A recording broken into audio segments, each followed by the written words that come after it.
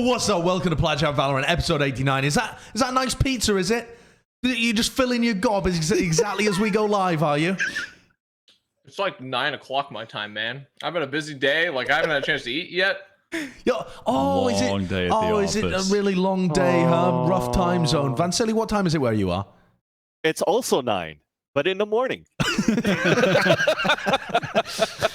Yeah, that's not that great. Since 10 yesterday in the morning. So you've had a chance to eat dinner, though? Yes, and then breakfast. Had time to digest it, and now I'm supposed to have breakfast, but I'm still awake. I'm still chilling. Yeah, I'm still chilling. Well, thank you for joining us, Vansilli. Appreciate it. We're going to talk today about various different North American things, because as we all know, North America, best region. Only region. Won the most recent Masters event. That means they're the best region, and no one can argue about that. Most viewers, most followers, most clout, most trophies. Yep. Think about it. Most streamers. Does it have the most trophies? Yep. I mean, it's tied 2-2 with EMEA. Yeah, but we won the more important ones. Iceland both times. The first Iceland, one. Period. First international tournament. Also, you just wearing an Overwatch tee on the Valorant podcast. That's fucking you're disrespecting our audience right now, Josh. But actually, I hate you, Josh. You're gonna make all of our viewers disconnect. They're gonna be clicking the disconnect button. Yeah, well, guess what? If you play this character in Overwatch, you force other people to disconnect. Yeah, much like what you're doing in this exact moment. Yeah, so it's just a subtle hint at the way that Valorant has outplayed Overwatch because, you know... Is that a rat? Is that Chunk Rat?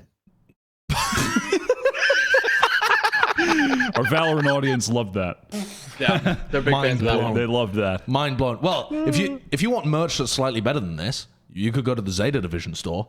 I mean, ZETA Division have decided to release some exclusive merchandise, which is not based at all upon what we said or did. No, not as far as I saw. Though I do find it curious that one of the T's was called like the PLT CHT T. I couldn't find the correlation though. I know. Where does it say There's that? the authentic jersey. Oh, there it is. Plat Chat. No, it's Pulchut. Yeah, it's Pulchut. That's a type of fish. It's not Plat Chat. That's a type of fish. It's quite different. Yeah. Well, where did we end up putting them? Like mid or something? When we did the jersey ranking? When we did the jersey ranking, where did we end up putting them? We did a jersey ranking on stream, by the way, Josh. I know you've abandoned Plat Chat, so you don't know about this, but like, so we did a jersey co-ranking, like a jersey ranking tier list during the co-stream. And didn't we end up putting ZETA like in the mid-tier, Wyatt? I think. I can't remember. We literally dunked on them twice. We dunked on them in the rankings and then dunked on them in the jersey tier list. Their jerseys are just a solid minimalist look. It's all right. They're okay. They're not doing anything groundbreaking. A solid minimalist look. But they don't hurt my eyeballs either. I like the nice. It's the nice tee is quite nice. Yeah, I feel like people might not have realized that there is a blacklisted tee as well. Like, if you actually zoom in on this one, not only is the ZETA Division upside down, but the bottom of that one says blacklisted upside down. Which is just What'd you guys incredible. do to them? Huh? What'd you guys do to them? Got firmly into their fan base's mental, but not the players. I'll tell you what, this actually, there was an after party, right? Yeah. It's a classic corporate after party at the end of the tournament. Of course. The ones where you're supposed to go and you're like, damn, I wish I wasn't at the official after party so I could actually get drunk, but I don't want to get drunk with a bunch of people that I might be working with again in the future. And that seems like a really bad idea. Yeah. And the ZETA Division coach and the ZETA Division players pinned me into a corner and they were like, photo. And I was like, oh God, what have I signed up for? What is this? Yeah. And they were like maneuvering me around the bar to get the best lighting on my head. And they're like taking photos. They took a photo with the coach. They took a photo with Depp, who was there. Yeah. And then I don't know, they did something else as well. They took a photo with both of us or something like that. They seemed happy about it. But I think that was because they finished in third place. Yeah, I don't think they would have been your expectations. Yeah, I don't think they would have been as happy about it if they just bombed out. I was about to say they put you upside down. Kurt, don't do it. Don't do it. Just that's so taking Chad photo ZETA. with the silly wrong Eggman. Everybody look. Yeah, they literally went to the bar. They didn't speak any English, right? They had very limited English. The coach actually spoke really good English. Okay, coach spoke it, but Depp didn't particularly, but what's his name? XQQ, I think it is, the coach. Yeah, the coach. Yeah. Spoke, really good English. Oh, he had great English. But I thought that was funny, the concept of like all of the Japanese players showing up, not speaking a word of English and just maneuvering you around like a human prop, and like you can't resist because you just got fucked like on the rankings and everything. Like you're just like, okay, I guess I just have to do what they say for the night. Yeah, you know? I was just taking the fattest of L's. I went up to the bar as well, and Marv was there, and he looked at me and he was like, not top 20, huh? just actually getting abused in the fucking. I mean, just but you predicted destroyed. them to win, didn't you? I predicted them to win at the beginning of the tournament, but then when it actually got to the grand final and they had 2 map vetoes that they were battling against, I was like, nah, they're probably not going to win the grand final. They'd have to win, like Breeze and stuff. Yeah, but then isn't that referring to you pepeaging out and not putting him in your top 20 player list? Yeah. Right. Okay. Yeah, it wasn't really because I didn't predict them. Anyway, cool merchandise. Just Kurt, put our address on screen so they can send us some. just flash it on screen. PO box. We do have a PO box. We do have a PO box. I can't remember the address for it though. When's the last time you checked it, Josh? The last time I checked the PO box might have been like 2 months ago. Like 2 months? Really? It must have been way longer than that. Yeah, I think It was it was probably like last summer. No, I checked the PO box before I left for the UK. Oh, really? Okay. Yeah, so that was November. So That's isn't that way more than 2 months? Am I crazy? I'm pretty sure. That's a little longer than 2 months, yeah. All right, the big news. Every single week, we put out a podcast. And because we don't do it live, because we're trying to give you the best quality bit rate possible, okay, little VOD watchers, for that reason, people decide to troll us and they release news after we can talk about it. So that's really fun. Thanks, Wyatt, for that one. They released information about 2023. Franchising is coming to Valorant. There's going to be 3 global leagues that have locked their teams in. No promotion, no relegation, guaranteed spots, no franchise fees either. This has been hinted at for a long time, but the actual devil is always in the details, right? Did you guys expect this to be happening for next year? It feels fairly pacey. Yes, I did expect it to be happening. Is that because you already knew it was happening next year? Yes. Yeah, well, can you try and put yourself in the position where you didn't have the information? Pretend you don't know. I mean, I thought it was going to be happening soon. Okay. It's really hard to see outside of this situation in which I just knew the future and when it was. It was a bad question. It was a bad question. It was a bad question. But I mean, it was only a matter of time, and it was. It was certainly. I think it had. I do kind of feel like it had to be done actually next year, just given how the scene has been formulated this year, and a little bit of the ramping things also down a little bit, and then to move into the big league for the future. And also how like this year and last year's circuit was like fairly similar. If it was going to be like another year in 2023 where it's going to be another VCT circuit with no new flair, then I think it'd get kind of boring. So I think it's good that the franchising kind of comes out to bring out some new stuff, but I hope it's going to be some good choices. I myself have not that experience into franchising because I come from a game that never really had franchising when I was casting before in Counter-Strike. So people that have experiences in like League of Legends, LCS, or maybe even OWL probably would know a little bit more of like the pros and cons into this. Well, I mean, a reminder that they've announced franchising for next year before they've ever had a LAN with a crowd. Before Riot have ever run regular events. They only have one global team that runs the events. They actually outsource the regular day-to-day stuff to NSG and Freeze4U. And then before they have, core features like a replay viewer or Clash in the game or stuff like this. So it is still pretty early and pretty ambitious. Seems right on track.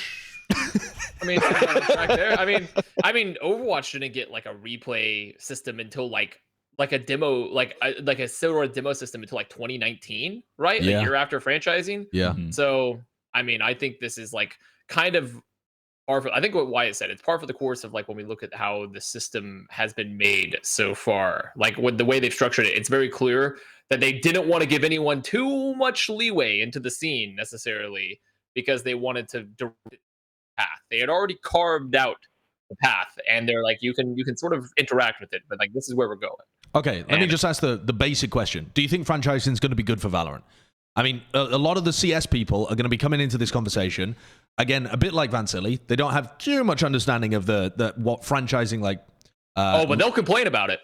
They'll complain about it all the same. They may not understand it, but they'll complain about it. Right. Yeah, of course. Because there are some things that you have to give up when you go into franchising. The promotion relegation, the idea of people going on these big like Cinderella runs. Like if we'd been in a franchise system for this stage, you wouldn't have had the Guard winning in North America. You just wouldn't have had that. The Guard would be a team that was at the top of tier 2 that people were looking at and being like, holy shit, these guys are insane. They might even be able to do damage in the franchise system, and you wouldn't know that they could actually win the whole thing. Yeah, that is.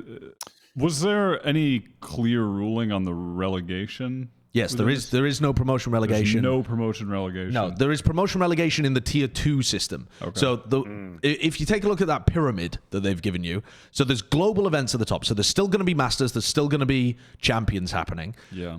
Those teams, that are coming from those franchised leagues that sit underneath. They haven't said how many teams are going to be involved in each of the regions, but there's going to be a set number of teams, no promotion relegation. I hope that there is like a wild card entry for some of the open teams to still go to those global events. I think that's a must in this system, honestly, just with how the audience and the player base is so used to open qualifiers and like the ability to go on those runs. I think it would be a real blow if there was no route from the tier 2 to the global. But yeah, at the moment they haven't announced anything like that, so it's just they're just going to be locked in, no promotion relegation. Sure. Yeah. I mean, that I suppose is just an element of the trade-off and the what you have to give up to get the other benefits, right? I don't know. I can't claim to know enough about this shit. I mean, I'd rather just throw it to you since you actually worked in a franchise league for 4 years. Like, I mean, I would first thing I would ask you about that is one of the highlights of this whole thing is Avast. Just dude, this guy eats. Dude, I'm so hungry, man. When Connor eats, he fucking eats licking his for fingers. real, dude. I fuck it up when I go. I mean, I don't know to tell you. Yeah, you exclusively fuck it up when you eat. But Josh, so the first thing I would ask would be about the franchise fee, and I think this is especially applicable for Overwatch because the big news story was always these guys have to pay like 20 million, 15 million for a spot in the Overwatch league, and as time has gone on, that doesn't seem to have necessarily been worth it. No, best play. No, to pay such high a cost, and for this league, the teams are not paying anything to get in. Well, so that is the first thing I would. Not even just that; they're getting stipends from Riot. So it's insane. I mean, there is zero participation fee. I think this changes things massively. It means that they're able to select their partners much more selectively because they don't just have to pitch it to the highest bidders. They can actually work with smaller organizations that do a better job. In theory, you still wouldn't want to be partnering with a tiny org that's just come out of nowhere. You're not going to have girl kissers in the fucking franchise Fart league. Clan. No, you're not going to have Fart Clan in there either. Right. But maybe like a team like Knights or something who are mid-sized but have like been running a ton of tournaments in the scene and been really active in that way, have a decent team, that kind of thing. Yeah, something like that could be possible. I mean, if they thought that they were a decent partner. But the other thing that it really changes too, I think, is that the lack of a franchise fee, it means that Riot are taking all of the risk for the venture.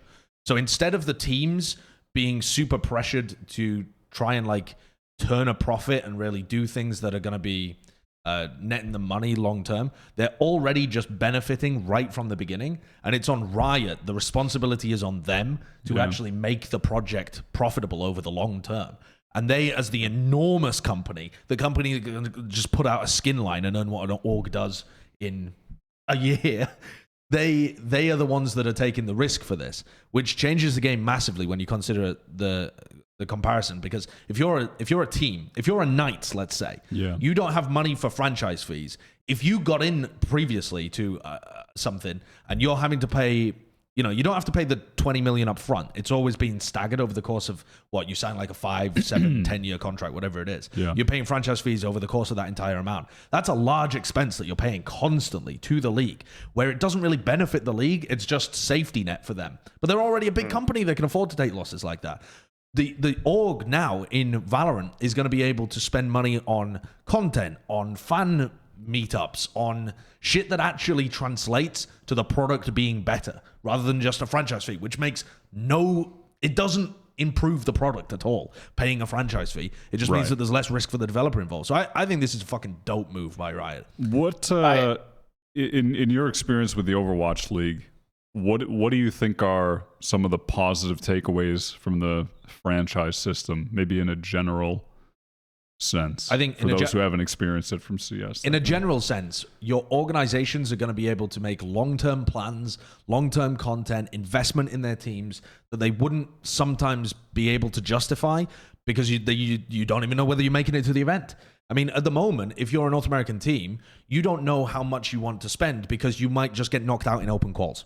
I mean, you might just be out in open quals and you've done a ton of work hyping up your team, going on some crazy run to Masters, and they get knocked out in the first 2 weeks, and it's like, well, fuck, why do we even bother doing this stuff? Why are we trying to star build these players? Why are we trying to lock people into long-term contracts when we might have to change things immediately?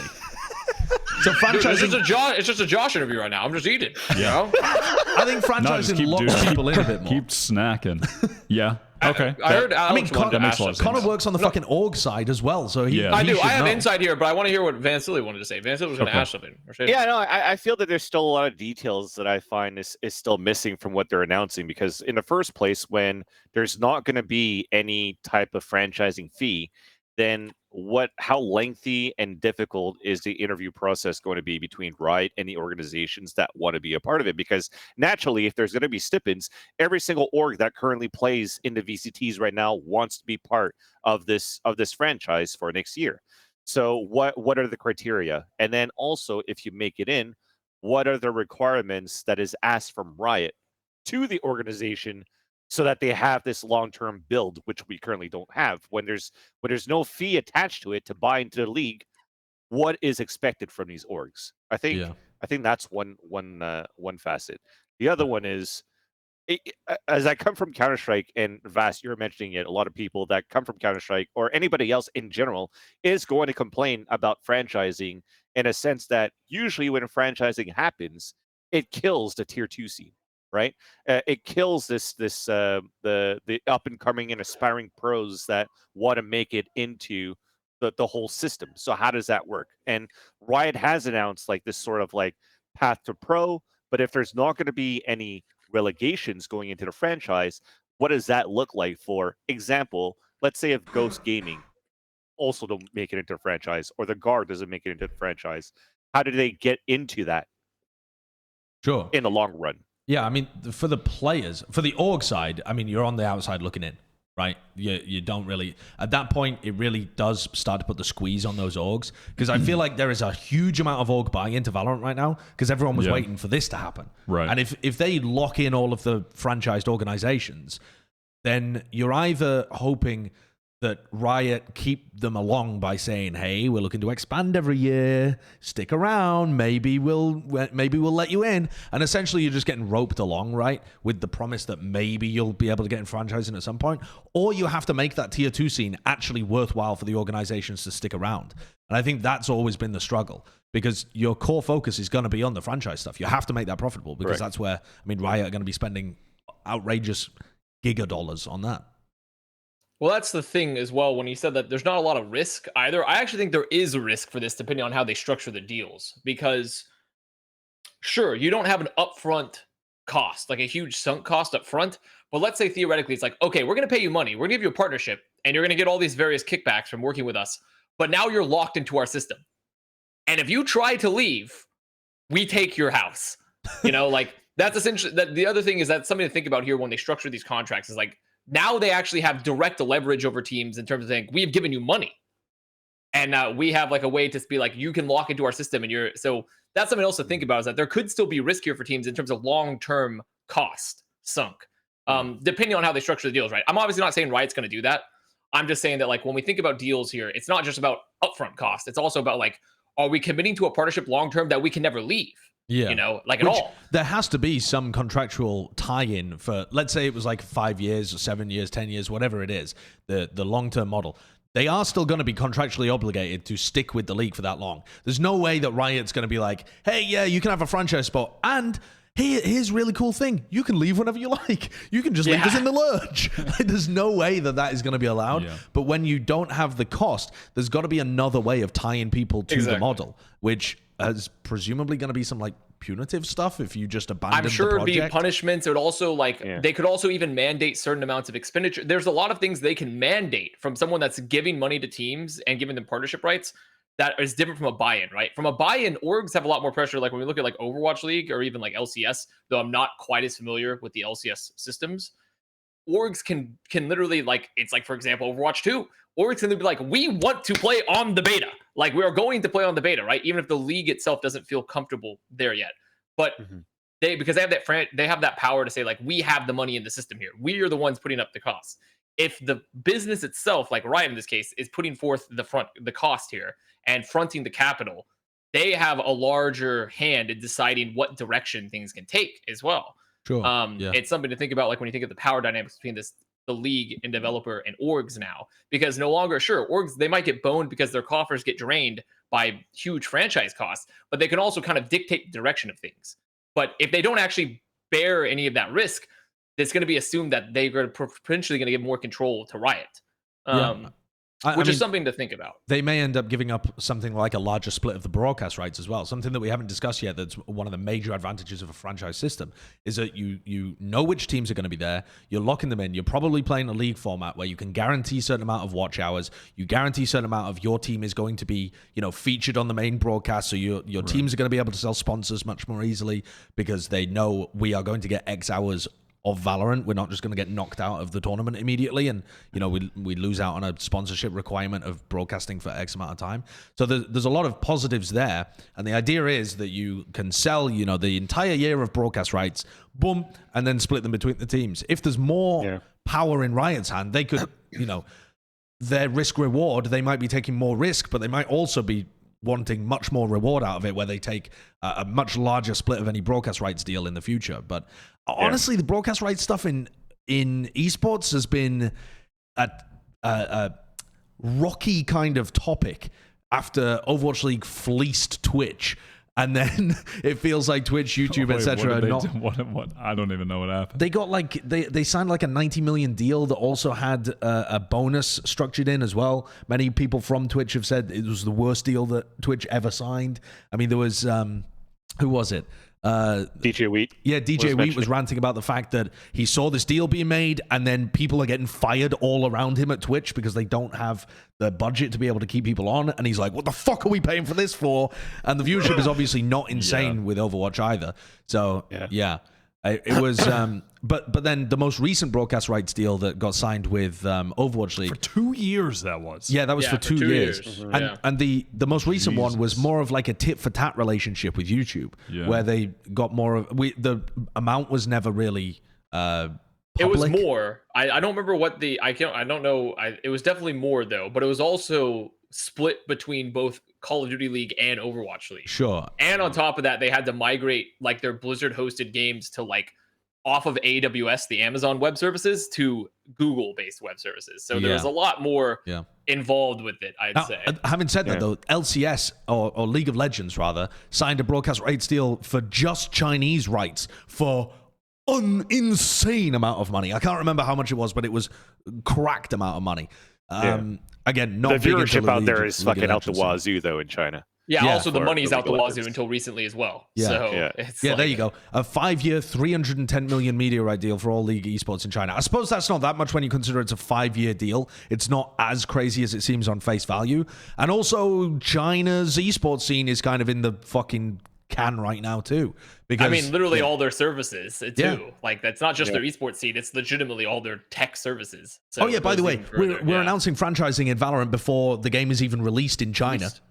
It's going to be underground forever. Literally underground Chinese Valorant scene. We're going to be in the arenas, and all the Chinese fans are going to be playing in like a bungalow, and they're going to be like, it's going to be crazy. Yeah. Okay, so go on, Vance. Sorry, I was just going to add real quick. I think the clauses too are going to be kind of they're going to have to look at between Oregon and Riot too, right? Because I think something that I discussed with Uber with Mitch that seemed to make sense too is, for example, TOs right now when they were trying to get into Valorant with like Ignition Series or whatnot in year one, maybe it didn't make sense for them to necessarily want to create these tournaments yet because of the sponsors that they're with. Like, for example, with Riot, it's going to be a certain chair brand. So if you're going to be in Oregon, you want to be part of like this whole ecosystem of what Riot is going to do with the franchise. If you're already with a different type of brand, are you going to have to drop that brand and whatnot? And I think at some point there's going to have to be some decisions that's going to have to be done internally from an org as well. So I wonder how deep this is going to go in terms of the conversations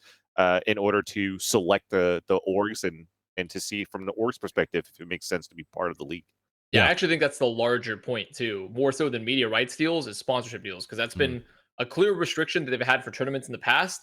And orgs currently, their lifeblood is sponsorships. It's how you make all your money. Correct. It's how you do everything. It's so if there are also further restrictions on like sponsors, then it does also heavily change the calculus potentially for a league like this, because like the reality is as well with esports as a wider trend, for the most part, is that a lot of people are looking at diversifying their portfolio and going more like general gaming and like general media.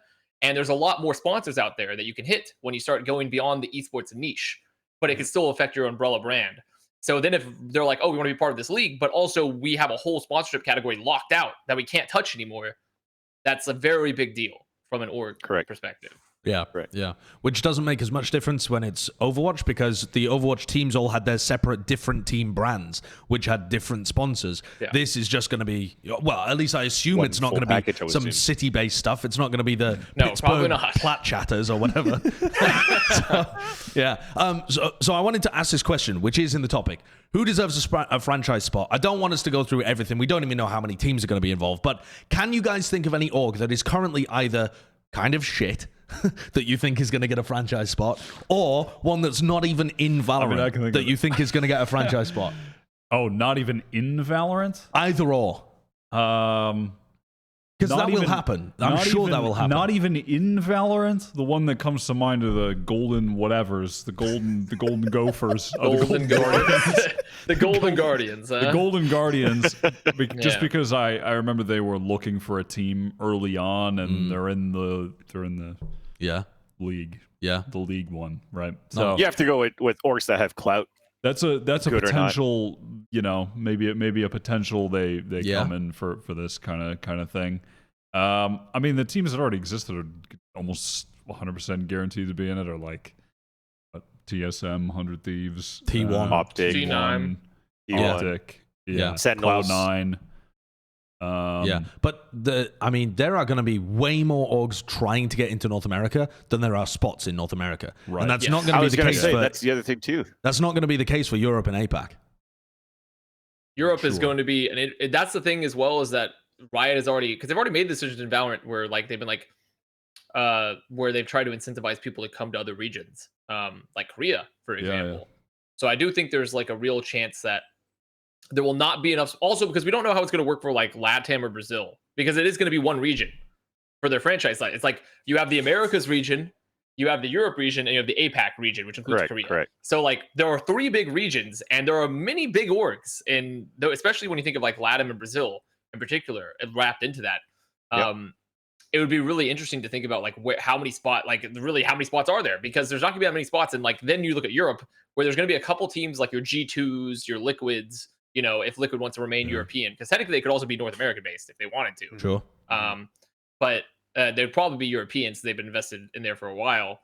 Then, what other big orgs with like real backing and money because also that's going to be a big thing, is that it's not just about your pure monetary value as an organization. It's about, do you have structure? Do you have like something that's going to make you a good long-term partner, or do you have a good plan for that? you know, there's a lot of other parts to an organization than just pure money. Because I could think of teams like probably like Ascend, which has received like a ton of Gamba dollars. They have a lot of Gamba dollars, but are they necessarily as structured for long-term partnership currently? Right. Will they be there in the future? And that's where they could be like, oh, this big team from North America, you come over to Europe or something like that. Like that. I mean, that's the other thing. I could see North American organizations going to Korea as well, like Gen.G, for example, who actually have a bunch of infrastructure already Gen.G in will Korea. Probably be in somewhere. Yeah, I mean, I could actually have seen T1 going to Korea, except that they've invested so much in the North American scene, that parent company with NSG so far, that it feels almost like Riot couldn't not give them the North American spot. Sure. Because that would be the most T1 thing ever, though, right? They spend all this time building this roster in North America. It's a disaster. It's like so many failed attempts. They're one of the first people in. They have NSG, which is like a subsidiary of them, and they just don't get a North American slot. That would be like the most T1 shit ever. I mean, I mean, I can't claim to know what the criteria is, but I do wonder if they're going to, I don't know, make it tough on teams like FaZe, who have you know, scammed money for scammed people. I mean, scammed people for crypto repeatedly to save children that didn't need saving, or whatever the hell was going on. And like, all of the people involved have run pump and dump schemes repeatedly, even after that one. I mean, and they just carry on being fine about it. Yeah, I mean, is that going to be not accepted? Is that gonna be fine? I don't know. Yeah. Watch ESIC will drop the bomb just before we franchise as well. Dude, that would be fucking incredible, Vansilli. That is the kind of stuff that I would live for. The franchise has been announced, all of the rosters have been locked in, and ESIC just drops a fucking nuclear bomb upon the scene, and you've got half of your players just getting banned. That would be insane entertainment. The Plat Chat episode would pop off. I mean, at that point, we would have to be like some sort of like battle royale, like elimination, where we sound a cannon for each player banned, you know, and we'd have to like have a board and like in remembrance, like that thing. Like, they also said, if you actually look, they did list some of their criteria, and they also said that they were going to guarantee regional representation. So, for example, in that North American league, in the American league, America's league, they said they would guarantee representation for LATAM and Brazil. I don't know how the fuck you do that. Do you say to an organization, you are the Brazilian org, you are now for the next 5-10 years, you can only pick up Brazilian players, like 3 out of 5 have to be Brazilian for your entire lifespan? Do you say to the North American teams that they must stay North American, even if NA ends up being shite in this game? They already do that in LCS, right? They already have an import limit. But the import limit is based on the import limit is, so from my understanding of it, there isn't you know, like a Canadian team in NALCS or something, or a Brazilian team or whatever. It's just North America, and your import limit is from outside of that region. But this would be different. This would be team-based import limits. That's really weird. Yeah, and how do you? I mean, and would EMEA have that? Like, there's a Turkish team. Sure. Yeah. I mean, no, surely I don't think they do it like that. Is there an Australian team in the APAC one to guarantee oceanic representation? I think I think so. Based off region. It would be based off region, not based off country, though. It'd be based off region.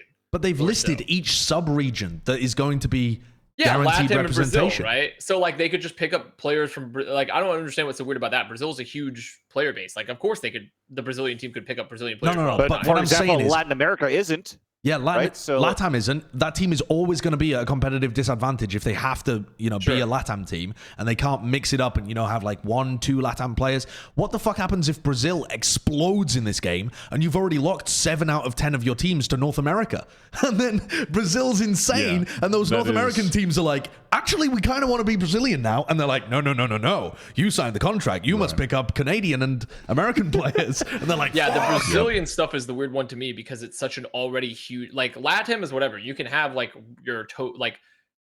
Brazil is already a really big region. I don't know how you balance that out without having a huge Americas region or just severely cutting out the amount of NA slots.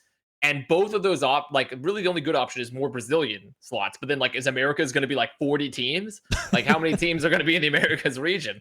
That's the weird part to me, is like when you already. That's why I don't like this I don't mind franchising. It's more so when you're already geo-locking and there's no assumption of how many teams there can be under it. When you have regions that are clearly already developed. Like, I don't like grouping in North America and Brazil into a same regional slot unless we say like each region gets like 10 teams at least. Because like that's Brazil is a huge region. And if you're just going to represent them down to like 2 teams, that's like insane. That's insane to me. Yeah, I mean, the League of Legends has like each country kind of like there's a League of Legends Korea, there's a League of Legends China. Yeah. Valorant is just going to have APAC. Like, do you know how many countries are there? Like, how on earth are you going to represent, like, guarantee representation? And what happens if the game, like, what happens if the APAC League is run in Seoul and then the people in Korea fucking go nuts for Valorant and you've only got 2 Korean teams there? Yeah. Like, are you adding Chinese teams afterwards? I don't know. This whole idea has so many problems potentially. That is a tough challenge, but I do think that there's some good upside there in continuing to involve all of the regions in frequent international play that keeps the skill level balanced and increasing in all regions. Whereas I remember when we talked to Saucy about playing professional league, just how hard it was trying to make it in Brazil, playing league professionally because of the system. And within Valorant, he's been able to get to the top, and in a system like that where you're getting the frequent international competition, surely that does just that will elevate interest and keep the level of play high among all of the regions, given they're playing internationally frequently. So I can see some positive upside for that with that for sure. Though there are always going to be other hurdles to cross. The devil's in the details. But I could see it being very beneficial in that way. I also think that there's a lot of things that Riot has been testing throughout the last 2 years, where, for example, EMEA at some point in the beginning didn't have BO3s, only had single elimination BO1s, and then we had full double elimination bracket group plays and everything in North America.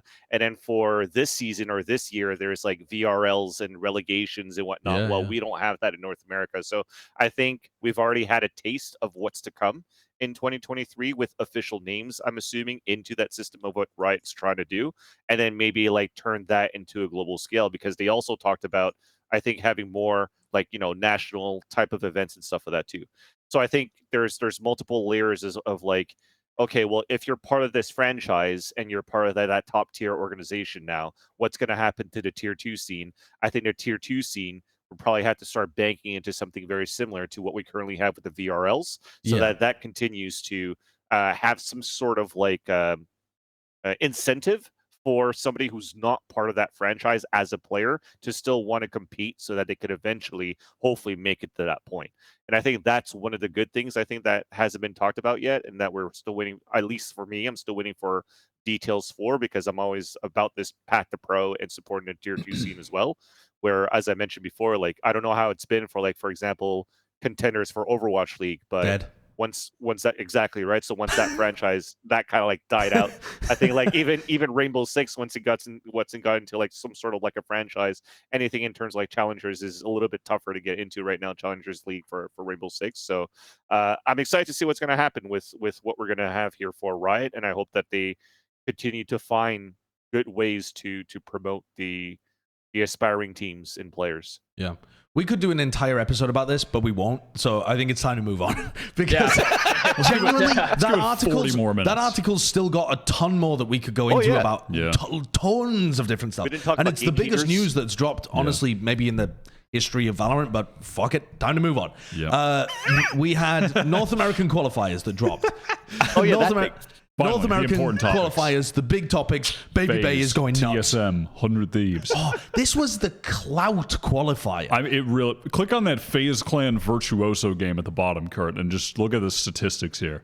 Look at the fucking numbers. It's just obscene. Yeah. It is absolutely obscene. What's bonkers about that too is Dicey has an amazing game. Yeah. I mean, if you just look at the stats overall. Yeah. You click on the all maps, Kurt. He's got over 150 ADR, and he goes plus 15 or something. Yeah, that's wild. That's an incredible game by Dicey. That is essentially every FaZe game. You can trust one of them to go stupid, and then the other guy to go dumb stupid and just get like even 20 more kills. It's just it's pretty wild how well that duo has been playing as the Jett and the Chamber. And it's cool in that one thing I'm enjoying with this current phase that's a departure from the previous one, and I think it's part of the reason why Babybay's kind of activated, is that with Dicey on the team, Babybay doesn't have to be the AWPer anymore, and he can just play with the rifle and use his util and go off. I think this is the pistol round from the one game that I remember you and I were popping off with Josh, where the center on the attack, and Babybay is wrapping around into main, and he's fighting this 1v2 on the flank, and he takes just this it's just such a smart dash to then get into a better angle, take a 1v1, win it, then he wins another 1v1 while his team are retaking. He's just busy winning a 1v2 on the players in A main. It's just nuts. He's making plays like this constantly. But he's playing so intelligently off of his util, and his rifling has been so good. And it makes me think about the previous phase, and I on that phase always just much preferred when he was able to rifle. And I like him doing it full time and having this dicey op. And then Dicey's opping has just been so good and consistent. He gets so many multi kills on defense. This is just now Sentinels. This is Sentinels and LG now. All good. That's 10's just getting caught out by LG. But no, it's fine. But that is one of the things that I think has activated him for sure. But also, I mean, this is just around. They do this constantly on Ecos. They just let Babybay just gets a hero rifle, hero gun. Yeah, and they do that a lot. Just finds the opening pick. I mean, his first kill rate is just crazy. He finds the opening. They're droning into the site, and he's just gonna find a million more kills. He's just winning every single duel. They flush out Dapper, and oh great, Babybay's ready on the angle, gets another one. I mean, there are a lot of rounds like this for this current phase team where Babybay or Dicey are just headshotting everybody and they win. But there are rounds too, like the last one that I have here that I sent you, Kurt, where they have awesome util setups to enable Babybay too. The one that is going to be shown, it's on Ascent, and they're on this is their bonus round. FaZe also win a ton of their bonuses doing stuff like this. And I'm so intrigued by teams that have cool bonus rounds at the moment. I do think it is such a difference maker. But this is one where they're on their bonus against TSM to get the qualifier spot. Babybay has his knives on this round already. And they go for this play in grass where Poach has this lineup for the recon. He sends it onto the tree. And then off of that, Poise sends in the dog. And then Babybay dashes in when the dog reaches the door off the stun, finds the opening. And the round kind of slows down from here. But they do end up winning it off of that opening pick. Meanwhile, Dicey finds a pick in B. Dicey just on the lurk almost kills Rossi as well. But they have a nice duality going where they do have these rounds where the individual skill, they're going crazy right now, but they do have nice setups. I think what'll take this team over the top, though, is getting more of those setups on more of the maps. And I think that's just going to take time because they just made these roster moves and the roster is quite new. But if they can continue to do this and flesh this kind of thing out on more maps, I think they're going to be like a top 4 team at the end of this stage. I think they're poised. Don't even bother. To make a team terrible. Just awful. I don't think you're speaking cuckoo, Wyatt. I think that's a pretty good take, actually, looking at how FaZe has been. For me, I do agree. Looking at a Dicey play right now, it kind of makes me think about the 100 Thieves Dicey, when it was like, if Asuna can't frag, it's going to be Dicey. And I feel that if Babybay does his part and is not able to get the first blood, then Dicey's going to get it. I think Dicey probably had more first bloods than Babybay probably did in this whole tournament too. Like, he's been a really key player to this team, but also had a lot of clutch situations as well, especially against the Sentinels game on Haven. I think overall, those two players looked very good. The calling for FaZe has been really good because we just saw some clips from FaZe against TSM and FaZe against Sentinels, and the way that they played against these two teams were different in both senses. So, for example, when they play against Sentinel, they actually have Poach watching like B main outside of Dicey's utility, so that Dicey and Babybay could work together to get entries and get map control together. when they're playing against TSM, because they have Corey, who's going to play more aggressively on extremities on ascent, then they actually have that regular default where you're going to have Dicey try to work that B main. Then you're going to have Babybay try to work the A main and try to prevent TSM from getting that early map control. So I think that looks pretty good. And also, if you guys wanted to bring this up to you guys, I don't know if you know, but it's not Poach that's calling for FaZe right now. Yeah, it's actually Poised, right? Yeah. So ever since he's joined FaZe, he's been taking over that 100% role of IGLing for that team, and he's been doing that quite well overall. And I do agree with you that they look good.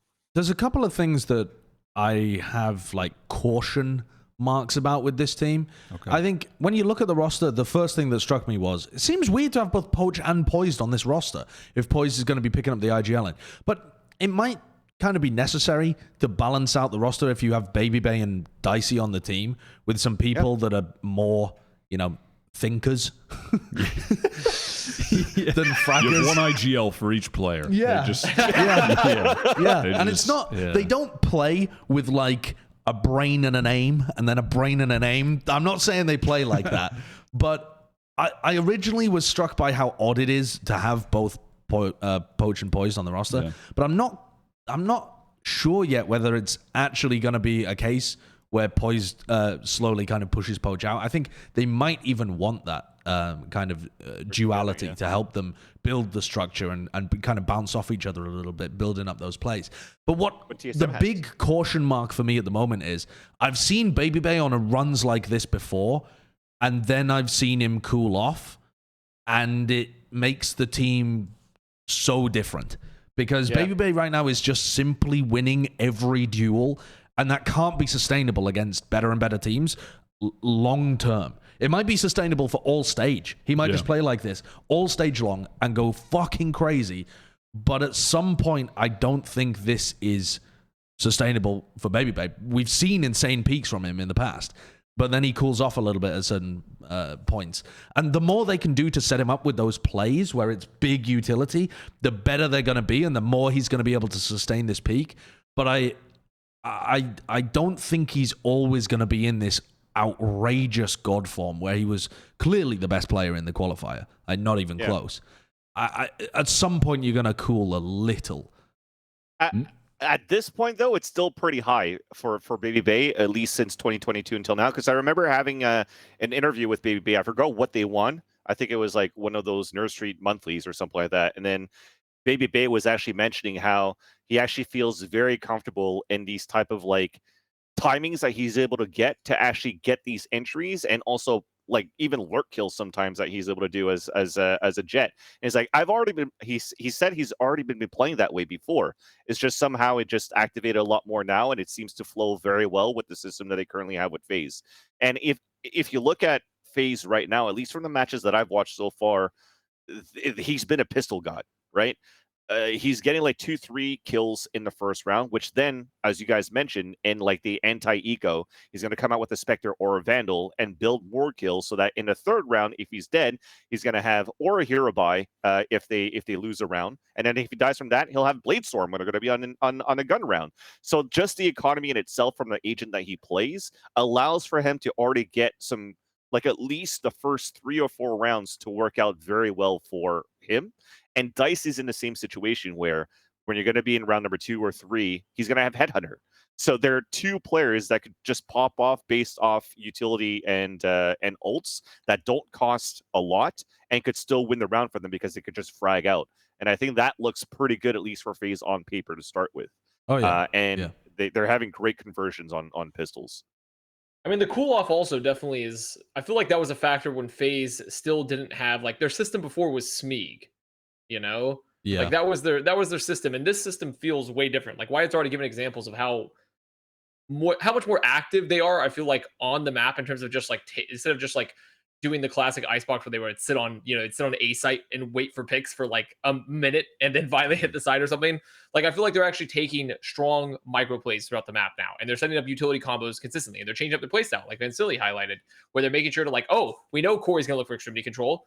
Now we're going to control extremities. Oh, we know they're going to be playing more defaulty. Now we play more aggressive with like 2 people with our duelists working together, or Dicey and Baby, I should say. So I don't feel like this is the same system, right? And you said, Josh, that like if if they're setting up their plays and if they're setting up Babybay in a way that where they can alleviate him not having to hit every single shot perfectly with the utility, then it seems like the cooldown period for Babybay won't be as extreme. I agree. No, I definitely agree with that. I think they should be able to sustain this a lot longer. But I just, want to preach a little bit of like, wait and see how it works out when they're playing against the bigger teams. But yeah, I think top 4 could be possible if he's able to sustain this level for sure. Yeah. Yeah. Great. I think one of my other caveats though too, I do think there are better. He just has better players around him, and that can help him keep the consistency up. And then you also have Dicey, who can be the star. But I think one of the things those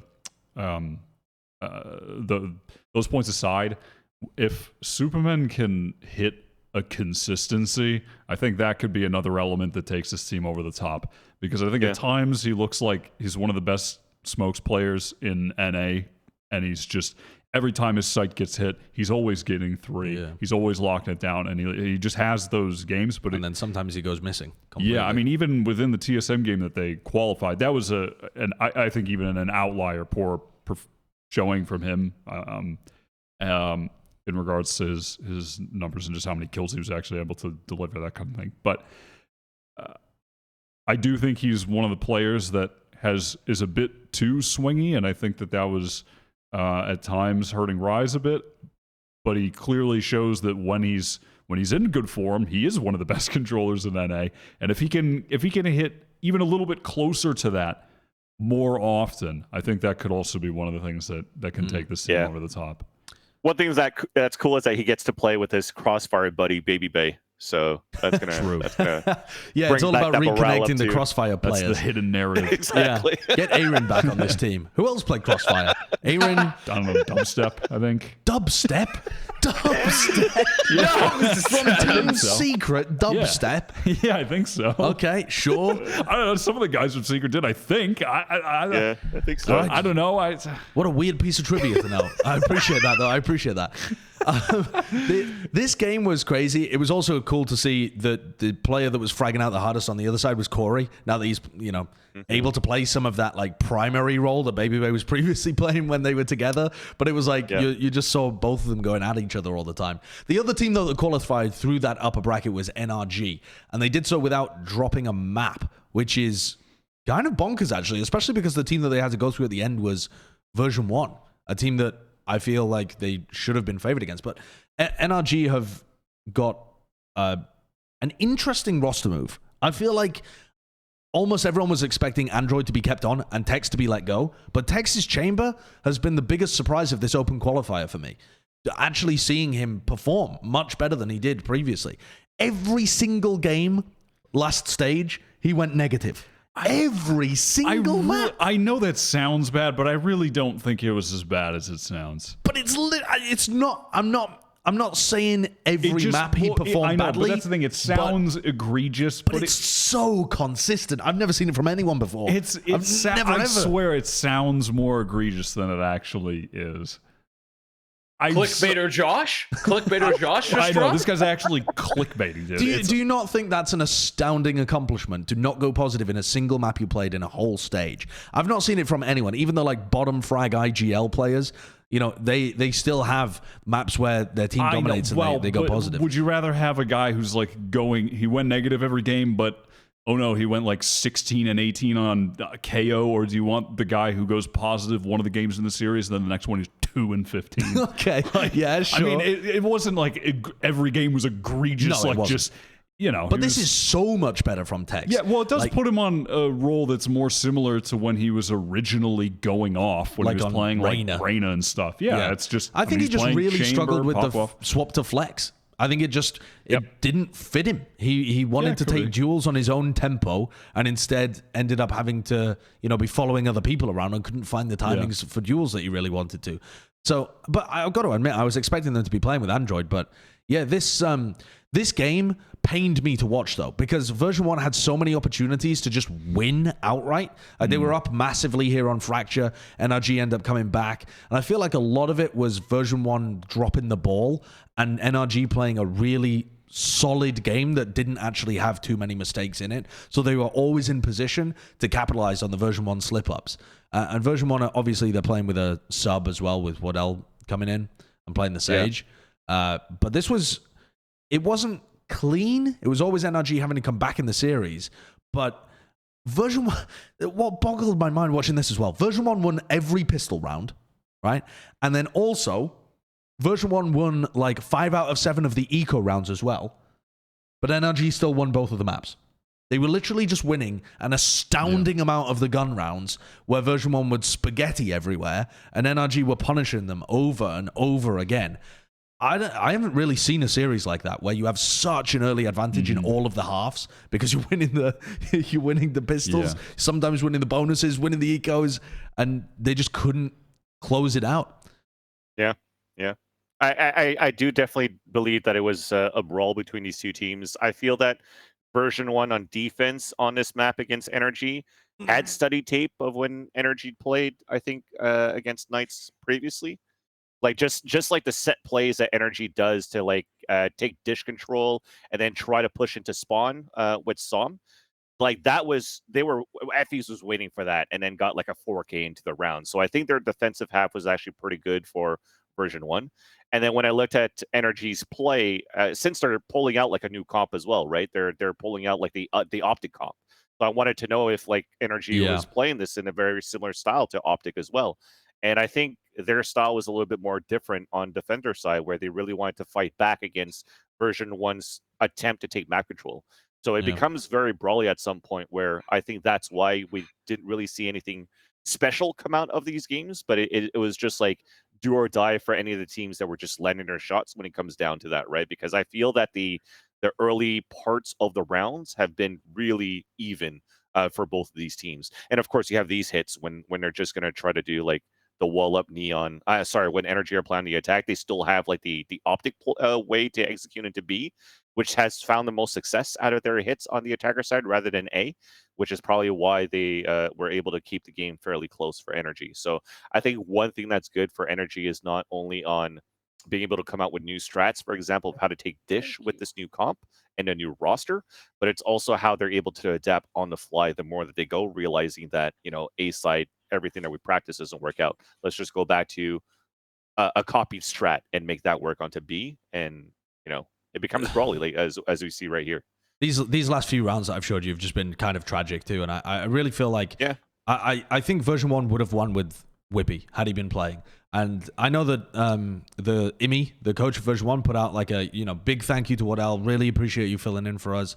He definitely can rifle. Stop talking about that, guys. But there were just so many moments where it was obvious that they were playing with a sub, right? They're just playing with a sub. Like Waddell's not like covering angles that he should be covering. He's not watching for certain stuff. They're like peeking into oppers instead of trying to jiggle angles, that kind of stuff, and just opening opportunities for NRG to punish them.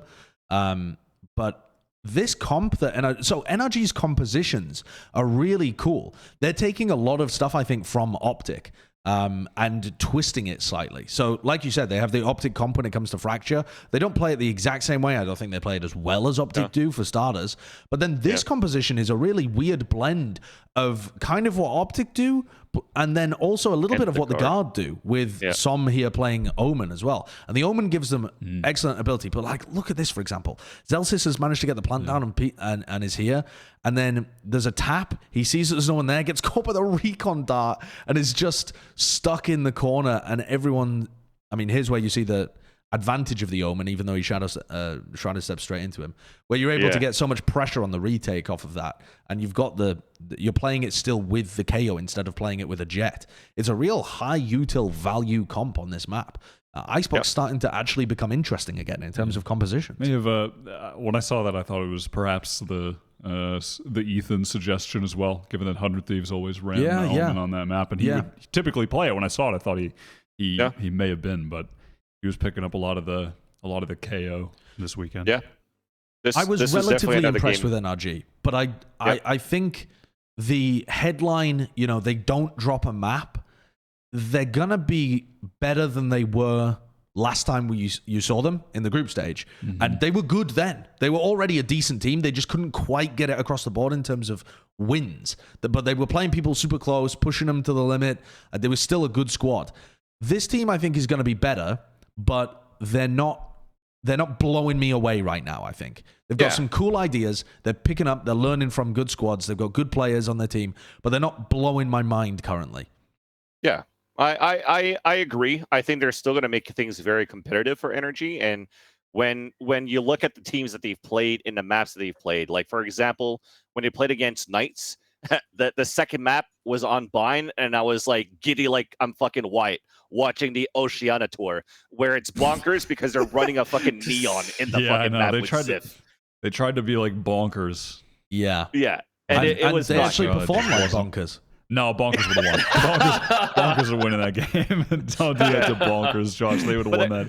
They'd have won that shit. Just the comp there too from Knights was interesting too, right? Because Gangsta was playing like Breach on that map, where I'm like, I usually know Gangsta as like, when I first heard about him, it was like how good he was as a Sova on Immortals on Bind, and then now he's playing a Breach. But it makes sense because you're playing a Neon, so you want to add a lot more like concussions with the fault line on top of the stuns that you have from the Neon, but it just didn't have a chance to play any attacker rounds at all. So I actually Energy think, had an easy run. I think too, when we're picturing NRG in your minds, the story has changed a little bit, because last stage, whenever I thought about NRG, I was like, does Som pop off? Does Android pop off? Can they get enough star power out there in the server to win the game? And I feel like they have gone in the opposite direction to, not the opposite direction, but a different direction to that, and to, FaZe, where they've got two players just dropping 40 every game or whatever, where they're really trying to focus on being a fundamentally good team. They've focused on having really good comps with good ideas, and an idea of like, we want to run certain strategies, we want to be able to like have certain defensive setups, and that has been their goal in shifting from stage 1 to stage 2. I think they're going to be a consistent team, and then they might get, the star upset power might come from a Som pop-off game, or from Texas Resurgence, something like that. But I really think they're a fundamentally much better team than they were previously. I'm interested to see how it translates. Yeah. Well, one thing Energy was known for me as well, or at least I noticed Energy was good at, was their eco rounds too. So if they're able to continue to mimic good eco rounds on top of their fundamentals that they're trying to build with this comp right now, or with this team, I think they'll look fundamentally sound and good for the closed qualifiers. I had them coming out of group to make it into playoffs, but the Knights looked amazing in that last season.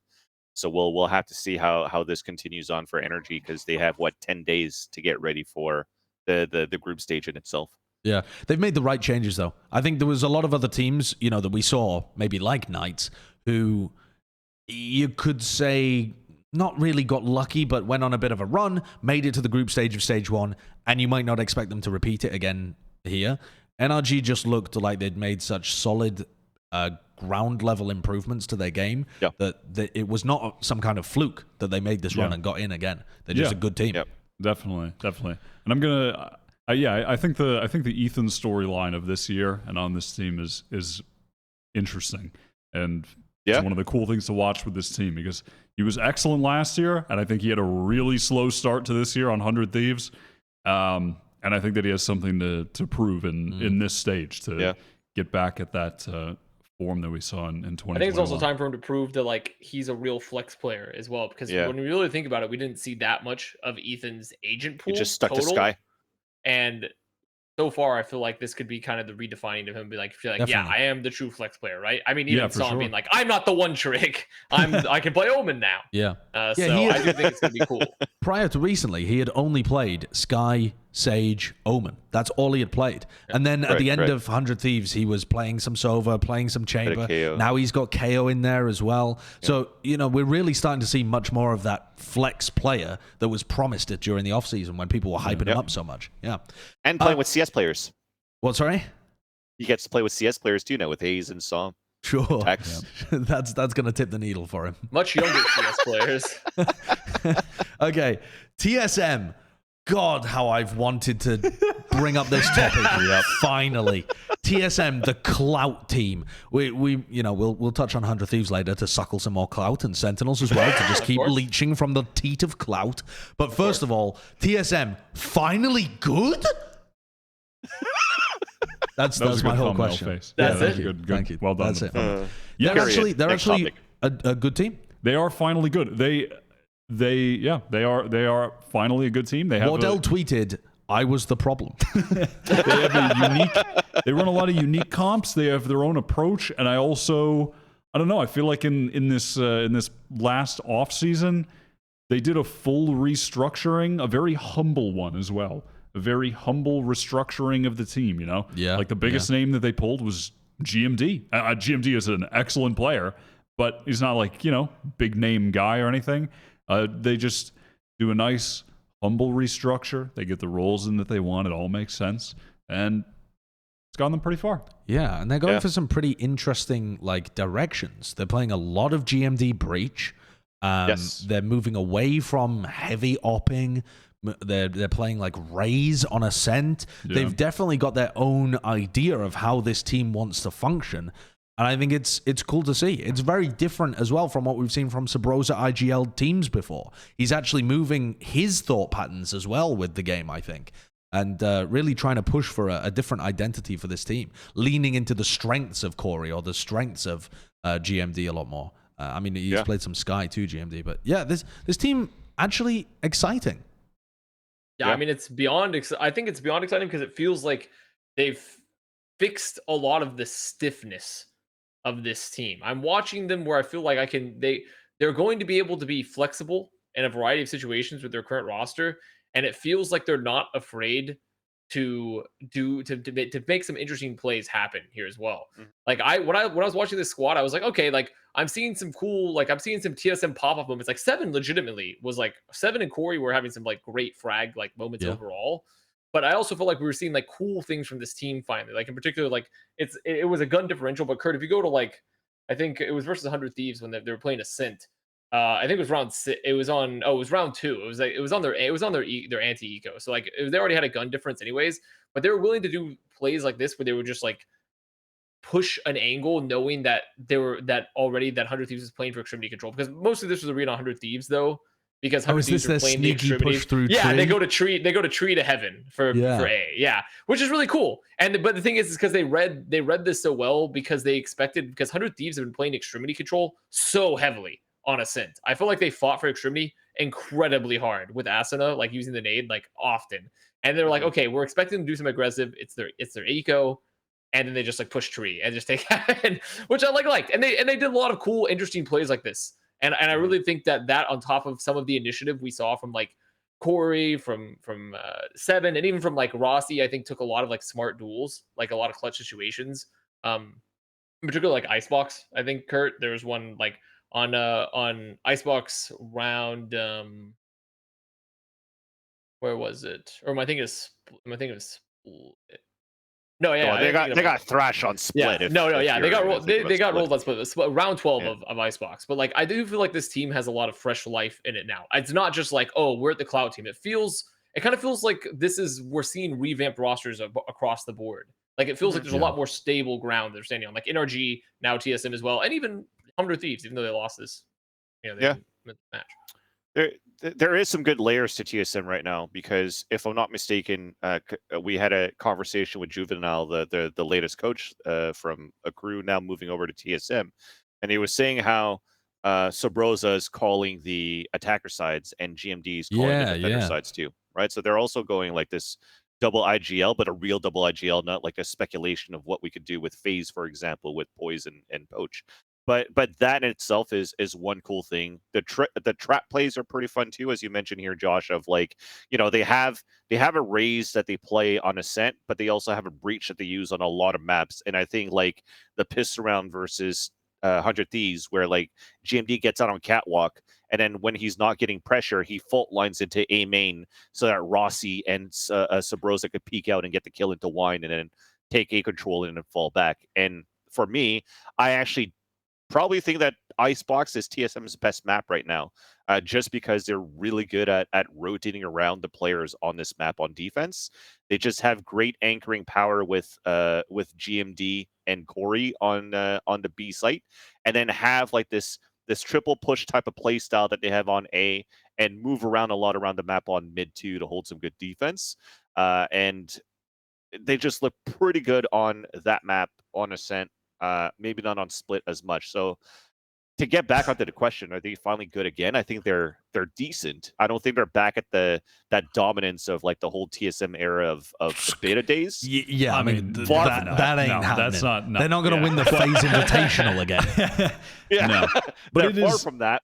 But yeah. It is nice to see, sort of in line with what you were saying about NRG. It's nice to see another team that just does not feel reliant on the firepower and the duelists. Yeah, even though they have it if they need it. I mean, Corey's crazy. Yeah. Seven has been putting up some really good performances that I feel like we never got to really see that from him when he was playing on T1, because T1 have just been a dumpster fire for a while now.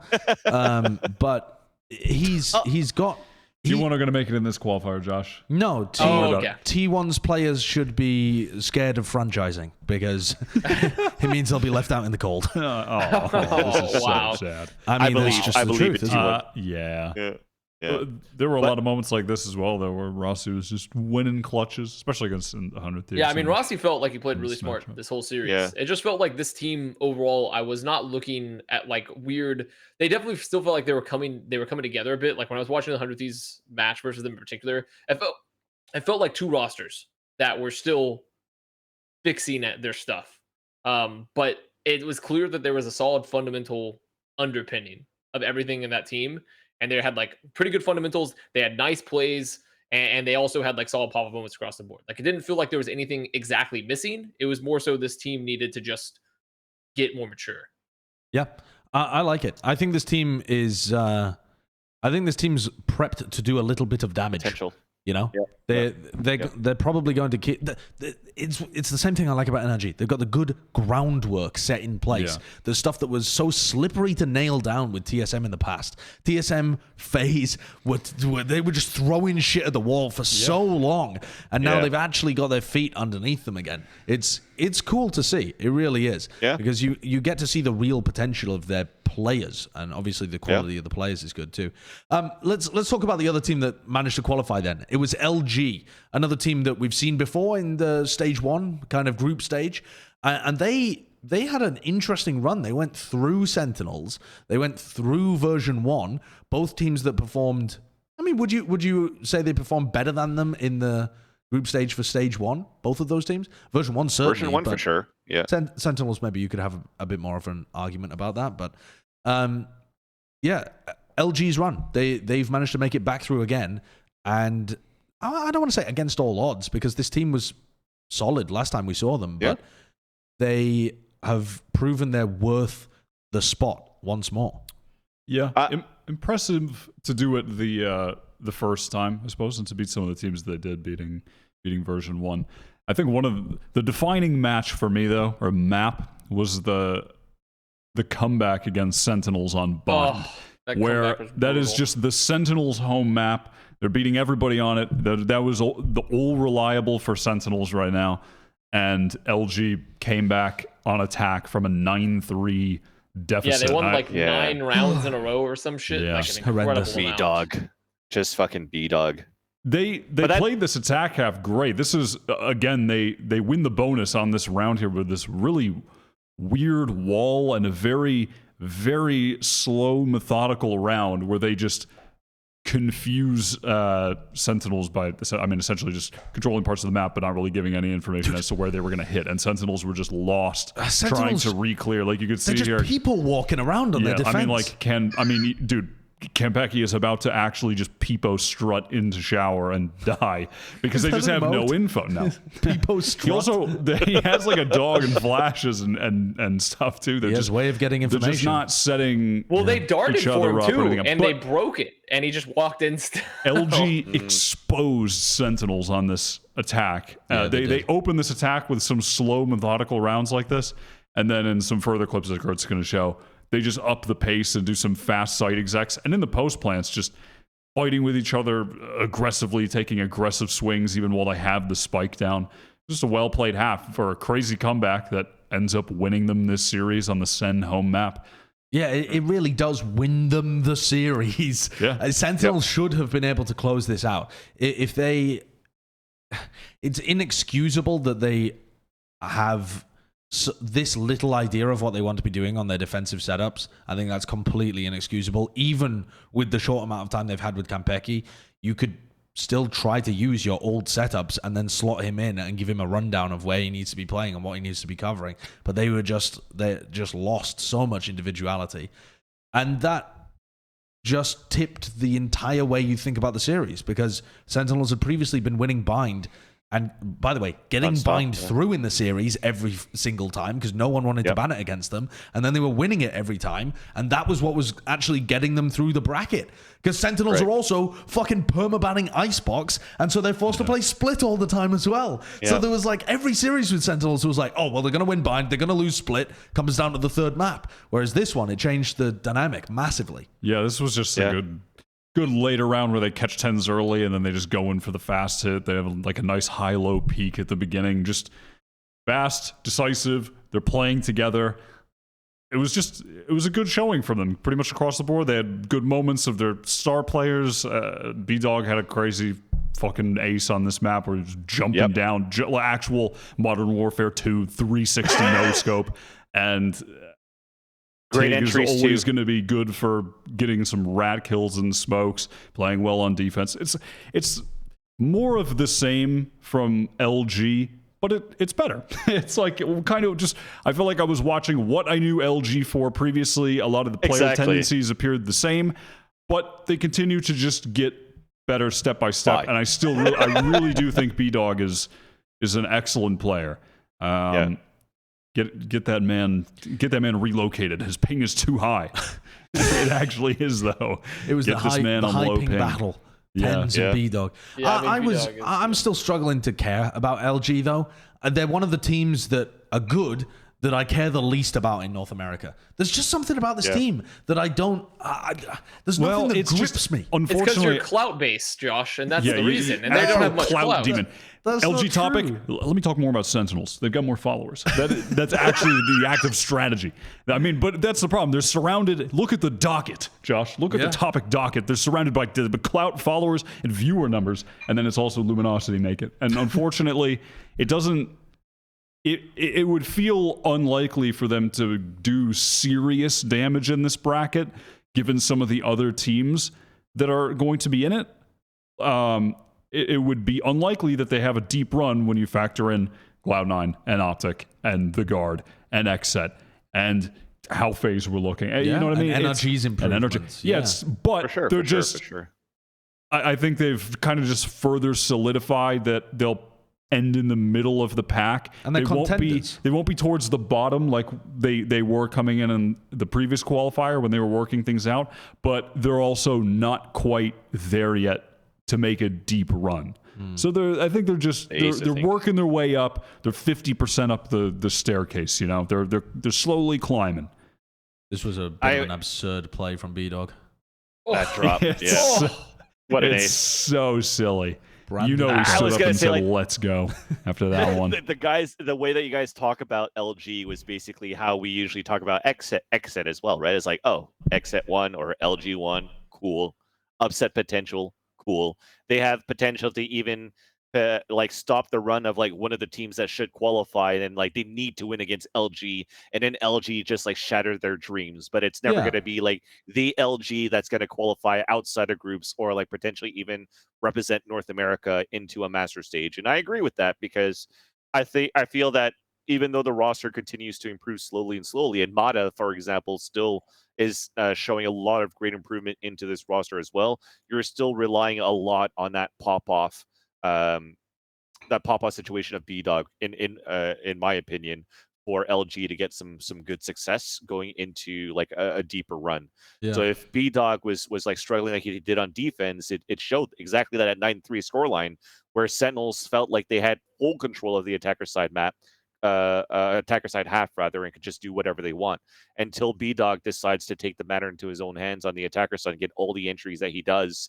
and plays that way on Bind, then you definitely do see that one player could really turn it around for the momentum for LG.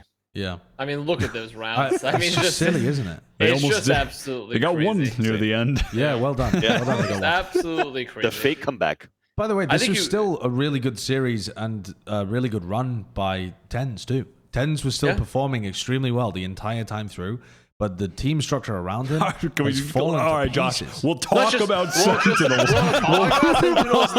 Sentinels. You actual clout all right. fiend. We'll talk. We're on the LG topic. You're telling me about Tens. Yeah. We'll move on. Let's talk Sentinels. I didn't even get a chance to. We didn't even get a chance to talk about how Tig was. I liked how well Tig played. Tig was insanely clutch. That's right. I know you're falling asleep, Cloud Demon over there. I know you're falling asleep. But that's. I'm just gonna put that point out. Tig, you know, I should be the one falling asleep. It's almost 24 hours now. No, I think there are other teams though that I think have bigger reach. brands. No, not bigger reach, bigger ceilings. Bigger ceilings to their play than LG ceilings, do. You know, bigger follow accounts. So let's talk Sentinels. No. I want to start by talking about what Tarek was saying. So Tarek had a fucking rant. What did Tarek say? I mean, what did Tarek say? He's dropping all the names. Whoa, Tarek and Sentinels in the same react. Whoa. If you guys aren't careful, I'm just gonna go into just pure content creation reaction, Andy. Of like, I stopped watching one of the Valorant games today because I was just looking at a poker content creator tournament game. Yeah. So I'm this close. I'm this fucking close. Yeah. Tarek had a rant on stream where he was watching Sentinels play, and he just said it's a massive failure of management. They're not boot camping for these qualifiers. It doesn't feel like they're committed. They haven't hired a coach, even though the players have picked some out, but they wouldn't pay the buyouts for certain people. He was mad about it, which means that all of his viewers were mad about it too. I think it was already a topic of contention within the community as well. So I want to ask you, how committed do you feel the Sentinels team is to actually winning again? To me, it looks like the players are still in good form. I think Tens Dapper still had a really good actual individual form, but the team itself was playing the worst Valorant that they've played maybe ever. I would agree with that. I mean, that had to be that had to be that just had to be what else would it be? I mean, they looked good, right? Like, you can't look at their performances and think like they looked bad, like individually. No, I don't think so. I think individually they looked fine. For the most part, things were still pretty fine. But remember, I think I don't know. It's tough to place where. I mean, you can. It's. I mean, I was going to say it's tough to place exactly like how much of it is on the org not stepping in and intervening. How much of it is on the players feeling like they can just get away with not having staff and just keep playing like forever, or is it just kind of all of the above? And at some point, someone just needs to realize what's going on and step in, which at that point should be the organization, right? I mean, they'll just hang out until franchising comes and the coaches come. The thing is, I think at this point it has to be the org because the players haven't done it yet. Yeah, the players they had months and months and months, a year chance to do it, but they haven't done it yet. So it's on the org, and it's on the org in that if the players genuinely were trying to get a coach that they thought would help them improve, they had staff in mind that they thought would help them improve, and Sentinels weren't paying buyouts for that, well, then maybe you can that's be another point where there could be blame assigned to the org for not putting as much resources into what was the number one team in Valorant. So no matter which way you slice it, it kind of comes back to the same fucking problem over and over again, though, which is that there's no staff, there's no structure. This has just been slowly corroding the team since Iceland, and now we're at the point where they're struggling to qualify within top 12 of NA. They've been overtaken by the other teams that had the same problems as them. The TSM, they've been overtaken by FaZe, TSM. Yeah, like 100 Thieves are currently playing NRG, in a position where they could qualify at the same level. Like all of these other orgs that were also running into our fundamental structure is broken have taken the time to actually fix it way faster than Sentinels have. And I think the problem was that they just won for too long. They were still winning matches for too long without having fixed any of the problems, and it has not been enough of a slap in the face yet. I don't even know whether this would be. If they didn't if they just end up qualifying next week, do they care? Do they just think, oh, we're just going to get slowly better as Campeki gets into the team? I would not be surprised if that is the thought, but I mean, at this point, it just... You had said something to this effect when we were watching the games, Josh, about how it's just Campeki being thrown into no system, just no structure, no system, just thrown in. How do you actually grow from that point when there's no foundation? In contrast to the teams where when we're talking about TSM and it looks like, oh, there is foundation here. In NRG, there is foundation. Yeah, they have a game plan. 100 Thieves, there is foundation here now. They know what they should be doing in a round. They understand what space their teammates are going to be taking. They know which angles they need to be holding for their teammates. They know which utility they need to be throwing for their teammates because they have an idea about what other people on their team are going to do. They can predict that because they've talked about it and run it in scrims and done it beforehand and worked on the server time and come up with a game plan. This team at the moment is just... It's occasionally like watching ants follow a pheromone trail. They're just kind of whoop-de-doo, go over here and whoop-de-doo, go back over there, and then maybe someone gets a 3K and they win the round. And it feels like a mess, and it feels like a waste. I don't know. I feel that it's still somewhat... It still looks pretty decent if you want to look at it from like an optimistic point of view as well. Vansilli, you are so optimistic. You are the permanent optimist. Sell me on this. Yeah. Okay, so first off, I think that you're right, Josh. They've been winning for the longest time, where they felt like, they don't have any problems that are drastic that they need to fix right away, which is why they never really went into that route that they needed a coach right away. But then they tried it with Raucus because he was pretty much the only coach that was available back then. They tried potentially maybe to get Sean Garris, but Sean Garris still wanted to cast, so maybe that didn't work out. But then if you look at most recently too, as we talked about the buyouts that didn't happen for the coaches, there were some good coaches that trialed for this team to try to get a system implemented for Sentinels, and it didn't work out. So what do you have left based on that? It has to be around the players, once again, because the org doesn't want to support them into that. So I think we have to take the question of, okay, this coach thing, let's put it out the window right now, because what they need to fix is immediate, because they have only this weekend to be able to qualify. And if you look at what they have with the set pieces in the players right now, they still have one of the best free agents as a flex player that can play Duelist, Initiator, Controller, Sentinel, and Campeki.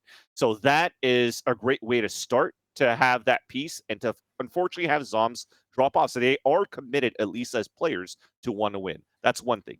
The other thing is, remember when, Josh, we were watching Haven, exactly Haven on Sentinels, and we're like, oh shit, Sentinels look like they actually do have set plays now, that 6 trying to flash out for 10s to try to get some kills into Garage, where they flash themselves and stuff like that too. I love how we don't see here at all. No, I'm just kidding. Actually, Campeki playing KO on this map doesn't look like he was really following 10s too much, right, on their defender side. But I think that from the way that he was playing it from that B side was actually pretty good. And I actually had a couple of clips, Kurt, that I sent over to you. And we could start with like the number one clip. It's just because of the setup that Campeki has to throw the KO 0 point into the A choke point. Sometimes when you just throw that wall onto the outside wall by the window and it covers up like the A choke point. Yeah. Campeki actually throws it a little bit higher, so it lands a little bit deeper. So he actually gets a deeper radius inside that circle, and based on who he pings out, they react right away on that. So that's the knife right there. And if you look at that mini-map, it actually goes all the way back towards the A side entrance of the T-spawn. So what they do is that if they actually spot both initiators, then they're actually going to be fast rotating into that site, especially if they also spot Babybay, because they know that FaZe are going to do some sort of like fast, aggressive push into the A site control to start. So what does TenZ do? He's able to get into a position where he pushes aggressively through a smoke, gets a 2K with an op, and then gets away. Or another round, he gets down towards the sewers, and then they get a kill, and then they fall back on it too. So that single knife that happens at the beginning of the round was only on conditioning as well onto how FaZe were going to play their attacker side, but also reactive of where they could throw some early rotations from the Sentinels to have the right numbers to stack in the right areas to play on the defense, which is why their defense on Haven was really, really good. They were almost that close to bringing it to overtime. Their attacker side, a little bit less to be desired, right? Their bind is still tremendous. Their ascent is shit. The bind attack is tremendous. The defense is not tremendous. It's horrendous. At all. Sorry, yeah. But then Vansilli's follower count is shooting up right now as this episode. Sentinels fans are sprinting to Vansilli's accounts, following everything. Selling the copium, but also basically what you've described is that one knife that literally everybody uses, but there's nothing more to their game. Like the most teams have, that plus a bunch of other plays that are around, like re-clearing short, or they'll go for some play aggressive into grass, or they have some rotate where the Sentinels did this as well, where they pushed Cubby a couple of times on C as well. Yeah. They've got set setups for like how they're anchoring and how they're supporting each other. The depth is so shallow at the moment on Sentinels.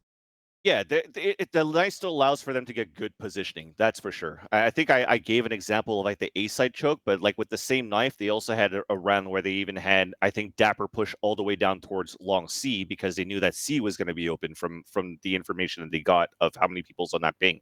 So they're very reactionary and could still understand and read the game quite well. If it comes down to like me being the nerd that I love trap plays and how I love teams like the Guard and C9 execute and V1 execute when they get into sites, I agree. Sentinels don't have that, but I feel that they never really played around that type of style in the first place. No, should they? Potentially. Konpeki could maybe be one of those key components that could start Sentinels in the right direction if they want to have more utility dump based on the comps. But even if you're looking at the comps that are playing, they're never playing real utility dump compositions, right? And again, I feel that they were lucky to still able to have to keep bind in their rotation in their map vetoes versus their opponents, which is why like I feel Ascent is also in there a lot.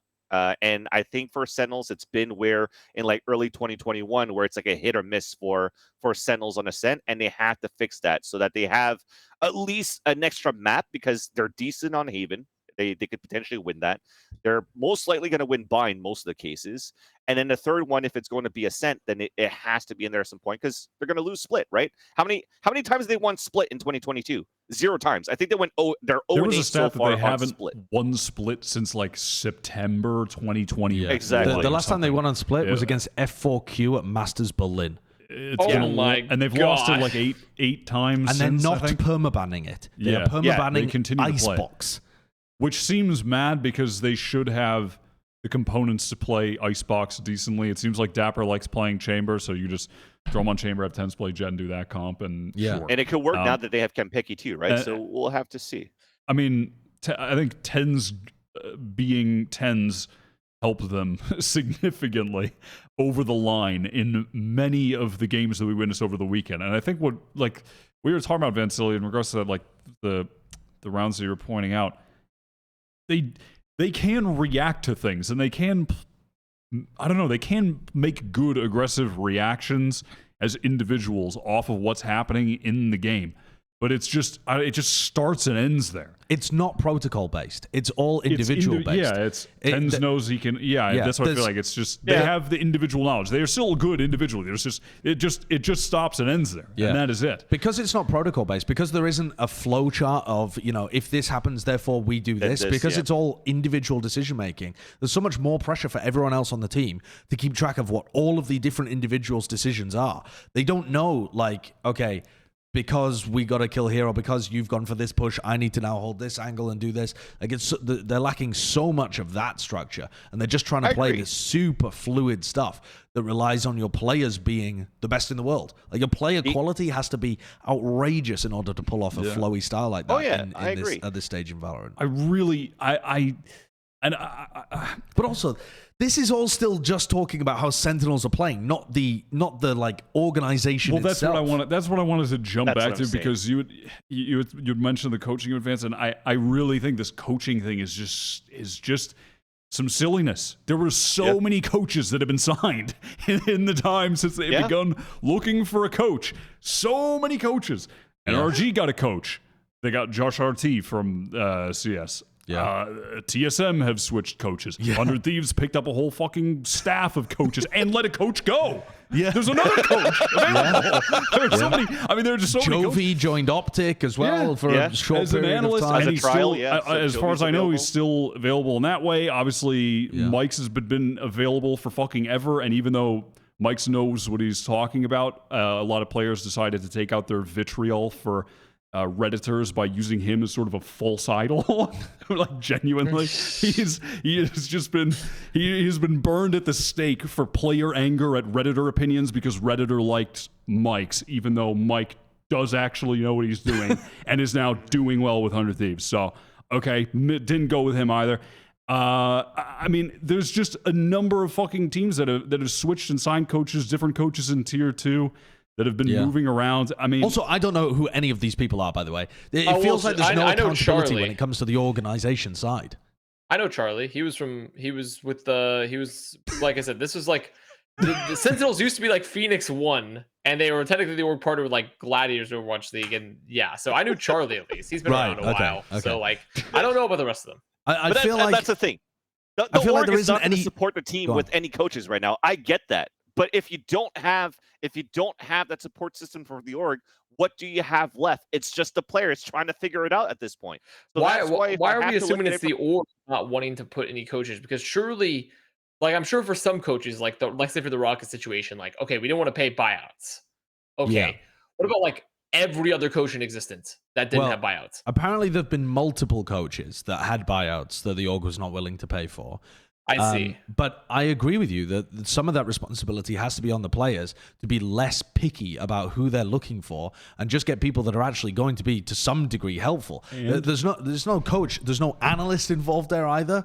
And then to Tarek's point too, they're not doing boot camps. And I don't give a fuck about 10s playing on high ping, but actually getting the team together so that you're not just spending, 4 hours out of the day, 6 hours out of the day, thinking, talking, working. You're really focused for your entire day on making sure that things are going well, communicating more effectively because it's not over voice comms, making sure everyone's focused and there, and it's just such a better environment. Do you think the guard would have ever got anywhere fucking near? Do you think the guard would have got any level of success that they did this year if they hadn't been boot camping since January? There's no way.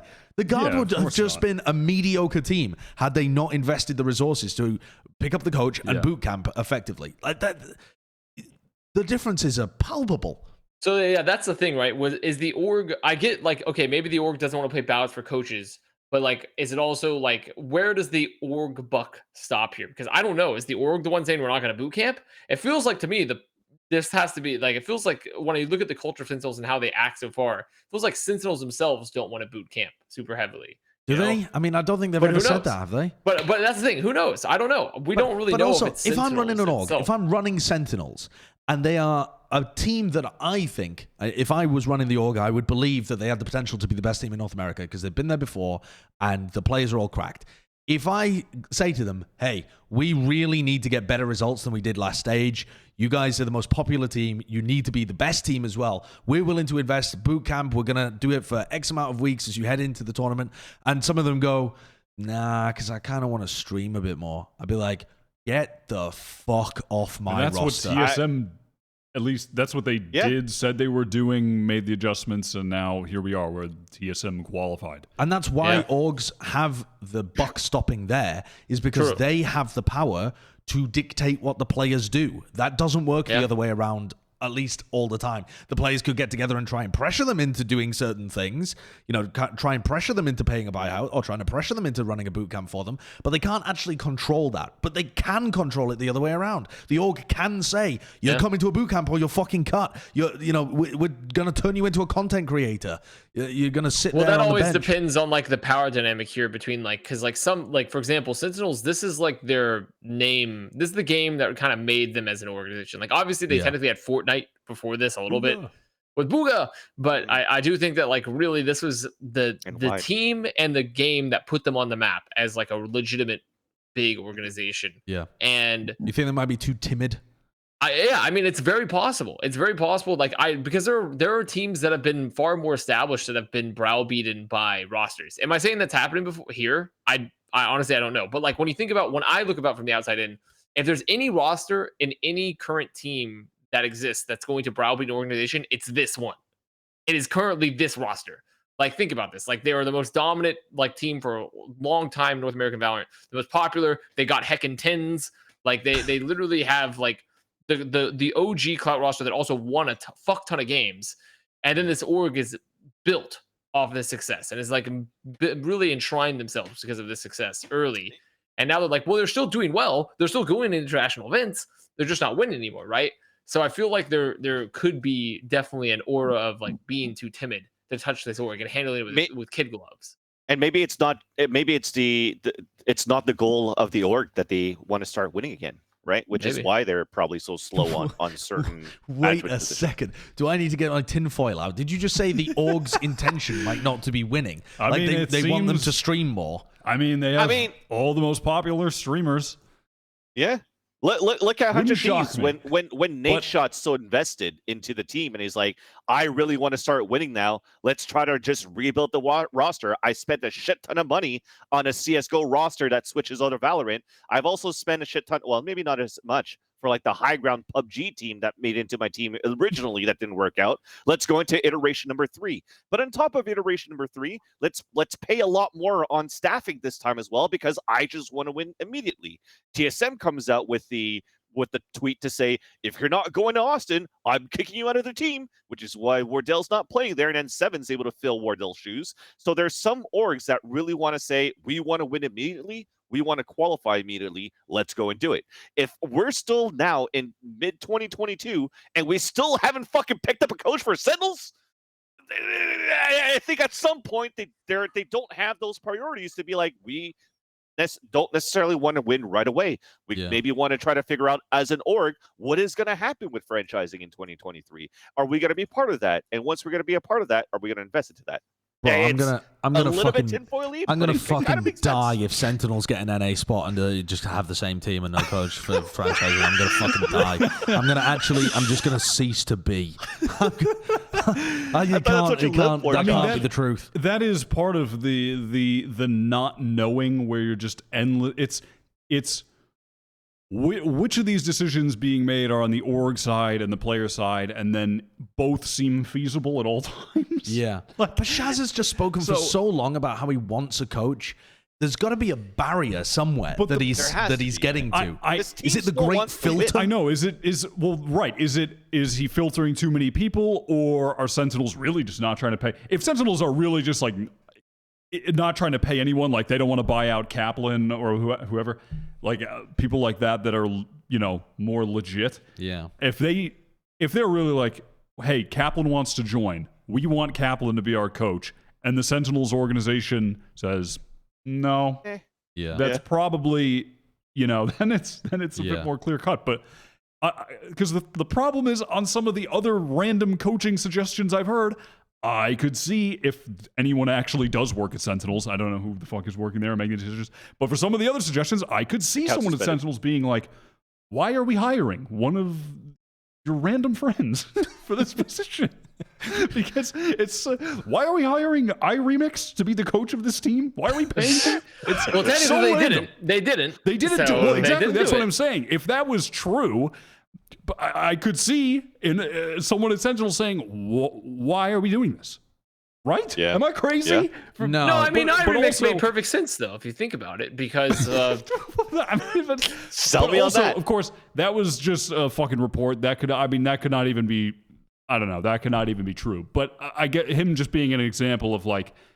Someone that's so out of left field. I could see someone at the org being like, we're not gonna pay this guy to But if do this. if the org is not going to be in charge of those decisions in terms of actively scouting coaches and willing to pay for them, then you have to trust the player pick. If the player pick, if the org is not going to go out and actually go out on a limb and help the team, then you have to at least just trust who the players go for and be like, yeah, fuck it. You want iRemix, go for iRemix, do it. I don't know. What a fucking. Do you think they're going to qualify next week? Do you think they're good enough to qualify next week? yes. I think they're good enough to, but I'm gonna say no. You think they get upset? They're on the same side of the. This is what's gonna happen, and this is gonna sound fucking mental, okay? But this is what's gonna happen. Okay, they're on the same side of the bracket as 100 Thieves. They're not gonna beat 100 Thieves. Wait, is that a fact? Yes. Oh, yeah. Yes. The bracket it's on Battlefy. It's on VLR. They're on the same side of the bracket as 100 Thieves. Okay. I don't think they're going to beat 100 Thieves. Reasonable, right? Kind of, yeah. With how I think that's pretty right reasonable. They're going to lose to 100 Thieves in the bracket. The brackets are going to switch then in the lower bracket. Yeah. And they're going to lose to a team on the other side of the bracket. And this is where it gets kind of crazy. Okay. But on the other side of the bracket, in the lower bracket, they're going to lose to Moon Raccoons.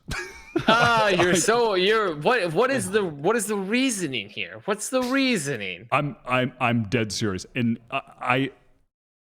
I can see a world where this actually happens. Moon Raccoons have some cracked out fucking young players that no one is. I'm telling you, on no one's radar. They have some cracked out young players. They had a decent performance in this last one. They almost beat 100 Thieves. It was off stream, but it was really close. Goatees, yeah. They're going to meet on the other side of the bracket in the lower bracket. Moon Raccoons are going to win 2-1 in a close series where the old guard have been firmly overtaken by the young cracked out Zoomers that no one has heard of, Zeldris, Darkest, and Apex.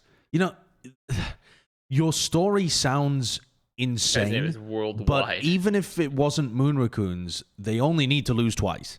Yeah, and I think it's very. I think they're probably going to lose to 100 Thieves. The first step of 100 Thieves, if they try, 100 Thieves are guaranteed to get either Icebox or Split in the pool. They can pick one of those maps because of how Sentinels. And it'll probably be Split. It'll probably be Split, but even if it was Icebox, they'd probably win both of them because 100 Thieves Icebox actually looked pretty good against TSM, and TSM have been rolling everyone on it. So I think there's almost like a guaranteed map there for 100 Thieves against Sentinels. And then it comes down to can you win on Bind? Can you win on Ascent? And their Bind looked really shaky. So maybe that's something they can ban because 100 Thieves look good on Fracture too, and Sentinels don't mind Fracture. Yeah. So that could certainly be you could end up pool. playing like Fracture Ascent actually, couldn't you?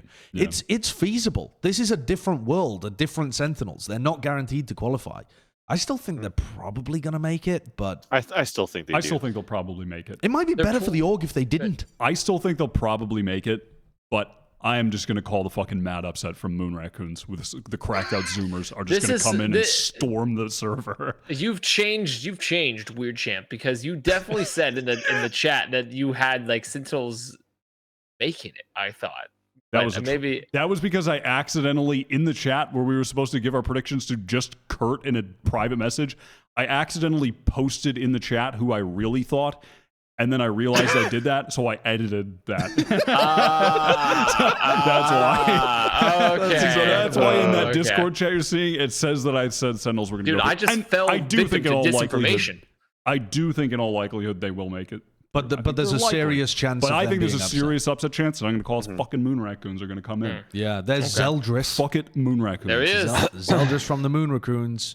What is this ranking? This is first blood success rate. Yeah. Yeah. There you go. That guy, Zeldris, and the flex on that team, Darkest, they're nice. Where's Babybay in this? Was Babybay not actually winning that many first bloods? It fucking felt like it. That was dicey, man. I was telling you guys. Yeah.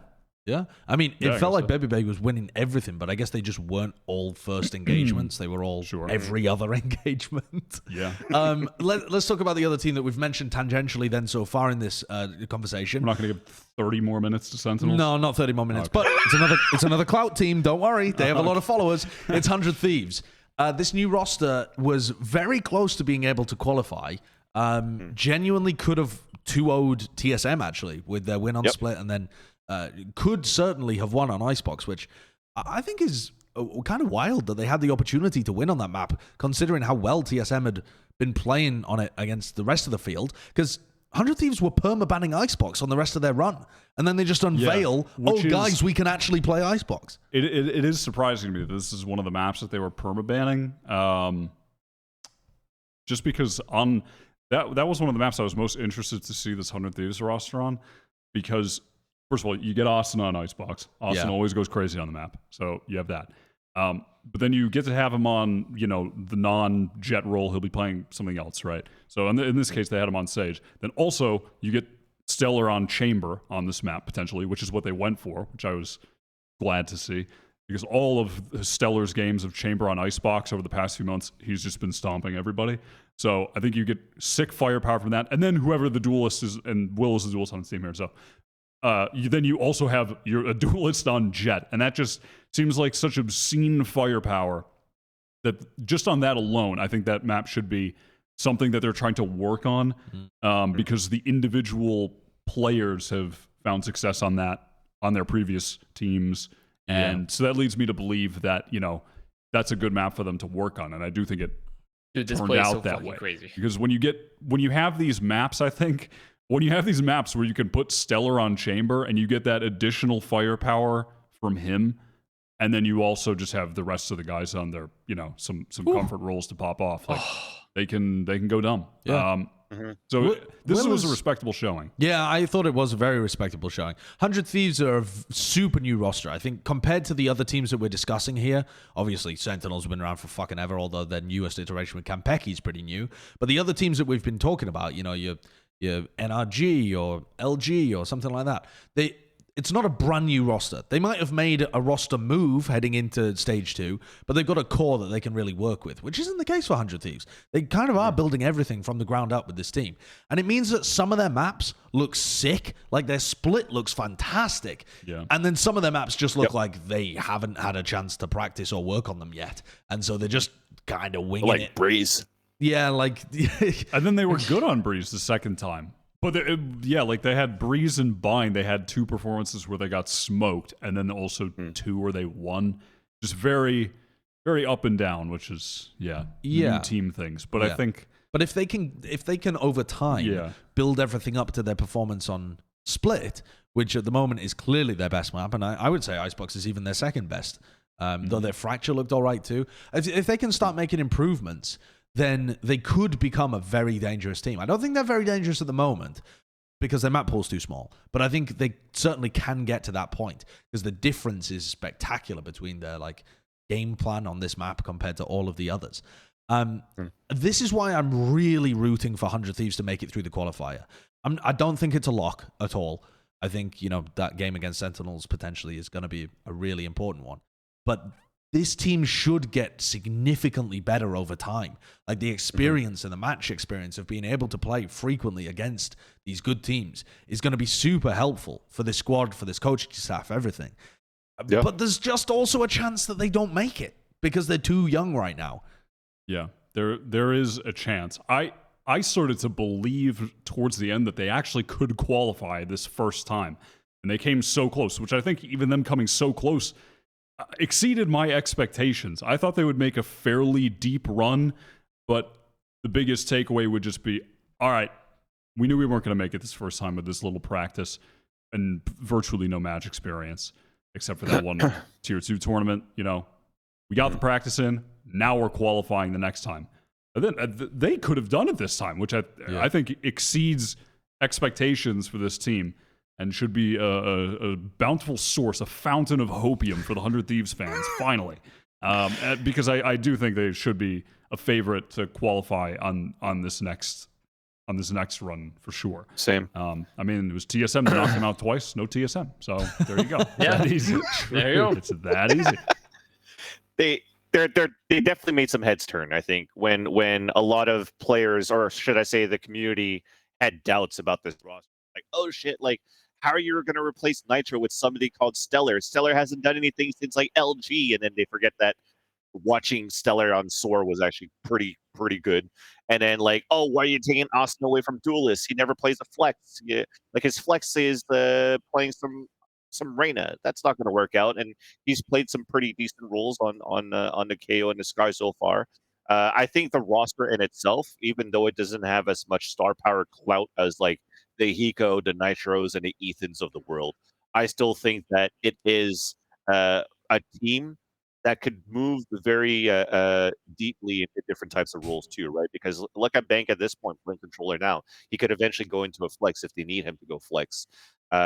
Derek has been owning as a Sage on a map like Split, and I think Stellar could also move over to like a Sova if they need to be, right? So there's still a possibility with this team to have different types of agent comps if needed be. But now that they're choosing players that are still comfortable in this current role and try to build off that to get good results right away, I think this is still a very good start for this team. Yeah, my biggest concern with this team is like maybe long term, just looking at Will in particular, because I feel like, but it depends on what Will's role, like where they see this team, how it working, because they do have so much fragging power already with the rest of their members. They don't necessarily need Will to be like a huge star putting up big numbers player, because he's like good. He's always good. I feel like every time I'm watching Will, he's always getting great value and he's getting good frags. Yeah. He's just not necessarily putting up huge numbers. He's not going Babybay. Yeah, he's not going Babybay, and also hello cat. He's not going Babybay, and he's not necessarily like putting up other like huge numbers, but he's putting up good numbers, and he's also doing his job. He's entering. He's like they're setting up plays around him. Like one of the earliest plays we saw earlier on Icebox was like they just have a great read with like going off of Rossi's drone. As soon as the drone comes out and they get the tag, he just follows in with a nice. Like he has a great fundamental understanding of how he wants to set up plays and initiate. So that's like my only long-term concern about this team, because they're so young that I can't be like, oh, like who knows where we're going to go. Everything looks good. It's another really good rebuild. I think it looks like another good rebuild. It's just like, what's the long-term potential of a team where your current Jett player might not put up huge numbers for you? Let me tell you. Let me tell you why that's not a concern, and just continue to be a hopium source for these 100 Thieves fans. Okay, why that's not a concern is because this roster that has been put together has very defined, very ironed out, and sensible roles, which makes future roster moves very easy to conduct, which was not previously the case with this team when everything was so jumbled. Asuna should have pretty much always been in the flex role. He looks solid on it. Both the Sky and KO were good, and it still lets him play Raze. And that's one point I want to see him play more Raze, and I do want to see them try him with Raze on Bind and Split, and maybe not potentially Split since it's working, but like on Bind where things aren't working, I'd like to see him play Raze. But they have that role is working for Asuna. Bang is good on controller. Derek is going to offer a great play on every initiator role in Sage. And Stellar plays all of the Sentinels. Will plays Duelist. If they need to make a roster swap, if there's someone available that's just a god tier Duelist, it's easy to just 1-to-1. You can just if Will does not work out, it's now easy to 1-to-1 replace, which was not previously the case. So I think long term they have set a sensible foundation has been set for this team that is now easy to build off of for the future. If any of the players, not even Will, don't end up working out. I do think Will is a little rough around the edges. He's good. He's good on the entry. I think his raises and Jett are both pretty solid. His opping's pretty good. He's good. He is good. He does his job. I think sometimes he gets caught over peaking a bit too much. He gets caught out. Sometimes he just goes for too many swings when he could play a bit safer, or he swings before a teammate is ready. And that could just be new team things too that can be ironed out. But at the moment, I think he's been good. But I think my point is not to be exclusive on Will, or to say that I think he needs to be replaced. It is just a general. That can be the future of the team now, is that it's easy to build from what they have as the foundation. I don't disagree with you, Wyatt. I just find it interesting that I was like, you don't need to be worried because they can easily replace everyone. It's essentially what you just told me. Yep. Yeah. Absolutely. Like, yeah. Which they won't. No. Yeah, I think that was just interesting to me to hear that point. But it is kind of important though, right? Because there are some rosters where you don't know how to fix them. Yeah, they get so tangled that you're like, how the fuck do we even? I feel like TSM was just stuck in that position forever. Right, where you just have to hit a hard reset, and yeah, it's been untangled, and if changes ever need to be made in the future, it's just easier to do them. It's more sensible and straightforward. Yeah. This team seems pretty good, though. I could definitely see if they take another week and they focus on a specific map. And I think with the bracket being out, you can even tailor that map that you're working on to be a map that hits a weak point for your opponent that you think is most likely to get there. Put Asuna on Raze, beat Sentinels on Bind. Yeah, or you could really try and finesse the map pool to end up being on Ascent, which is where they've been in a lot of their other series too. Like, for example, when they played against TSM, they ended on Ascent quite a lot. And that's not a strong point for Sentinels either. And you could really try and focus in on building out plans for Ascent, of which we've seen, other teams have plans upon plans upon plans. It's a map where your defense side is really protocol based. That could be an area where they get a lot of value out of that kind of stuff. Because even their Icebox, when they pulled it out, they had a wild mid to B round that I'd never seen before. It was a brand new, unique mid to B round. The orange chicken round. The orange fucking chicken round, where Asuna's people running up underneath the tube and then walls himself up to get the plant on bridge on top B. So it's not the box plant where your Jett Do we have a draft up drafts. Is this the round? No, I don't think it is. Let me think, though. Which round was it? I think they did it on their bonus or something, didn't they? They did it in OT on Jack. Yeah, I mean, I got a lot of the clips from this match, but I don't think I got that one. Yeah, I'm not sure. But they did it at some point, and it was a very cool idea. I think they did it straight after a timeout, actually, Kurt, which might help you in regulation, I believe. Once in regulation, once in OT. Yeah, and that was a really cool round. But then they also just had good adjustments throughout their Icebox. They were struggling on their B hits, and then they just moved into hitting primarily A, just setting up and getting the plant down, covering angles for each other, able to hit on A. They just run that again and again until there were holes in it, and it nearly took them over the edge. It ended up being an OT thing that was decided by an extremely slim margin. The point being there that Icebox is a map that they've clearly put some time into, and the rewards were immediate. They immediately pulled it out and took a team that was doing really well on it to the edge. So with a week, I think this team could have that one map in their pool that they flip the other way, be it Bind, be it Ascent, be it maybe even Fracture.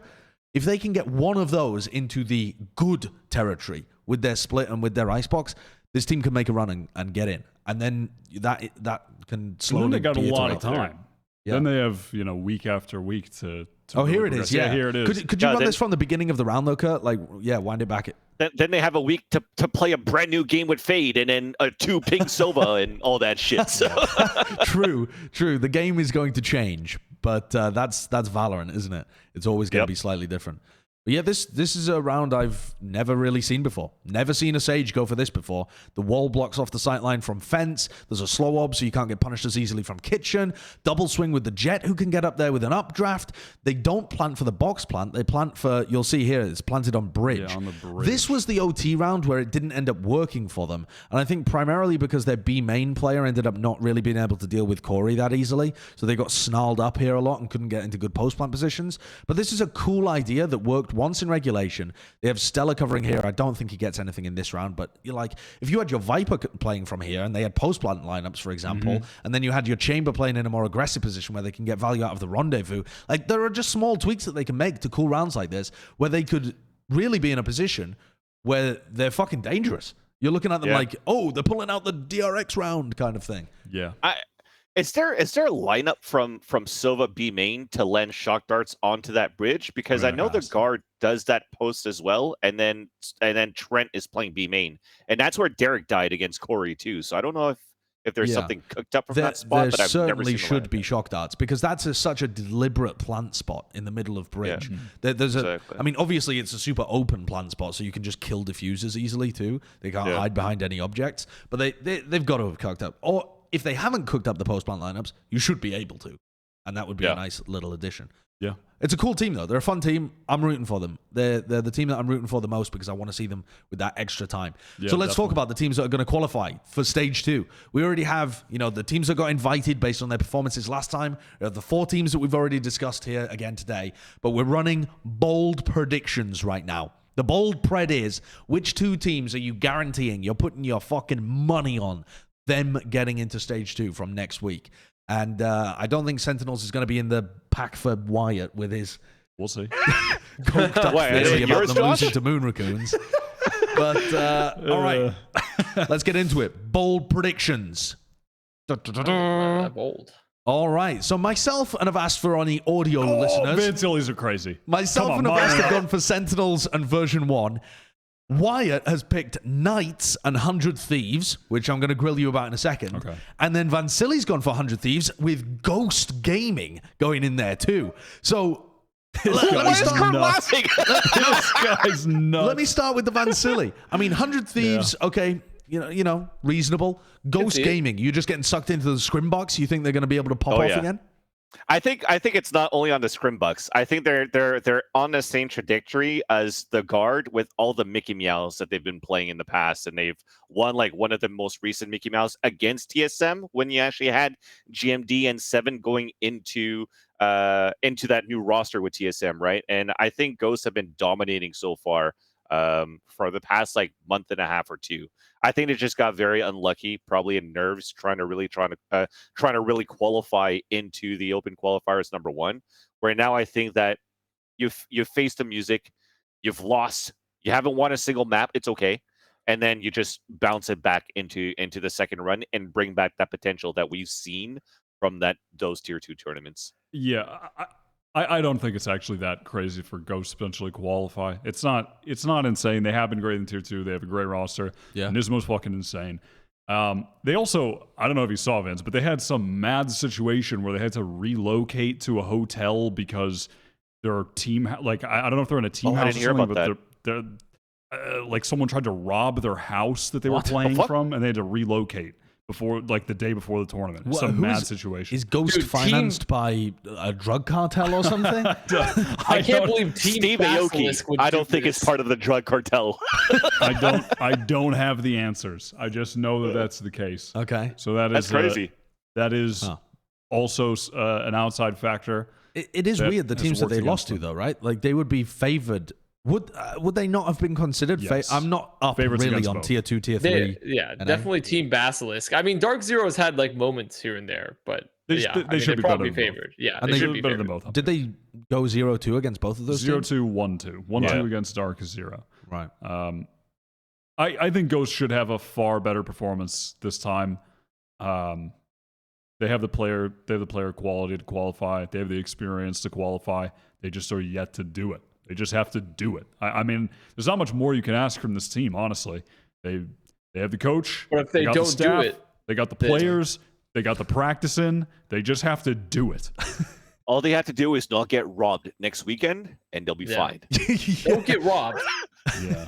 Just don't get robbed. Fucking mad situation. All right. Why do you believe in Knights, Wyatt? Why do I believe in Knights? Because specifically, why do you believe in Knights more than you believe in the other teams that you could have picked here? Yeah, I think the Sentinels variance is just too crazy. They're getting knocked out by Moon Raccoons potentially, so I've heard. Version1, I think, though I do think they should play with a solid. They should play at a solid level, and they should have the capability of qualifying this time around. I just have a slight bit of reservation as to where the team is kind of at right now, the space that they're in sort of as a team with having to play with the sub, even though Wardell was, a good sub for the most part, so I'm not trying to put on him, but like, playing with the sub is tough, and Zelsa seems to be having his own troubles currently that, wish him the best with that. And that just seems like a potential situation where there's going to be this could be a downswing time period in the V1 timeline. Sure. And then they, can bounce back later for LCQ. This might just be a down period for them. But I also think if I had to pick 2 more teams to go through, I would pick them in my next 2. Right. This is just for like 2 that we're guaranteeing out of the 4. So I still would pick them. Why Knights? I think despite not qualifying in this first go-round, I still think that the Knights had a solid performance. They had a close game against 100 Thieves. They had a really close first map against NRG, and then they played that crazy-ass bonkers Australia comp, and they're not bonkers. Only bonkers can pull this off on Bind. They played a crazy-ass comp on Bind. It just did not end up working out. But they had a close first map against them. Knights still have very consistent firepower. Ban shows up like 90% of the time, feels like in a big way. Scuba's ultra consistent. And then you have the other guys have, they have their moments, Ziff and Gangsta. I think Frosty hasn't been amazing in this recent qualifier, but for the most part, they have very consistent firepower. They have oftentimes unique game plans. They have a good approach. They have structure. I still think that they maintain a level of consistency even in the not qualifying. They still were solid. They never dipped crazy other than that Bind map. And I just kind of expect to see more of the same. I think they're going to be They're going to come in. They're going to play solid. They're going to have better firepower than most of the teams. They're going to have better gameplay than most of the teams, and they should be able to qualify, even if they're not, lighting the world on fire in the way that maybe they did in some of the maps last qualifier. They're just consistent. Yeah. I'll ask the question to you, Josh and Connor, because you guys, we just chat on Sentinels for 45 minutes. Yet you still have them guaranteeing. To qualify over 100. Well, that's harsh. You're giving me this. You're giving me this when you picked Ghost, guaranteed. Yeah, your fucking house is on Ghost Gaming. And Version 1 hasn't had a full force 5-man roster since fucking Iceland of 2021. Well, they will have one now. They're going to have it for the next one. But the reason that these are just the most basic Barry picks you could possibly make, I think.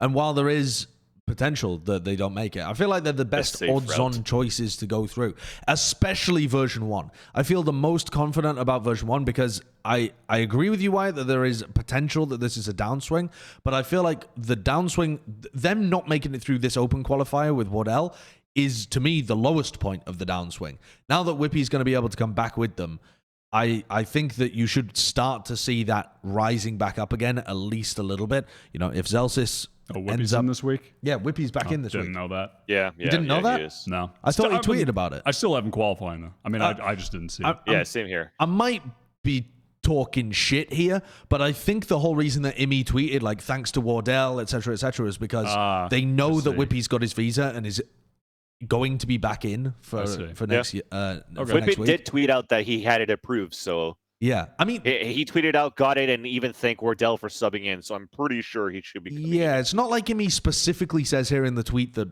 Whippy is going to be playing, but it would be a bit weird to, thank him for the qualifier run if you had intended to do it next week. I might be wrong, but if Whippy is back, I feel the most confident about Version 1. I think they were... they were a hair away from being able to qualify this time. And that might sound a bit weird because they did get 2-0'd by NRG. But the manner in which they got 2-0'd was them just fumbling the ball when they have demonstrated so far this year that is a complete... fluke seems like the wrong word, but a complete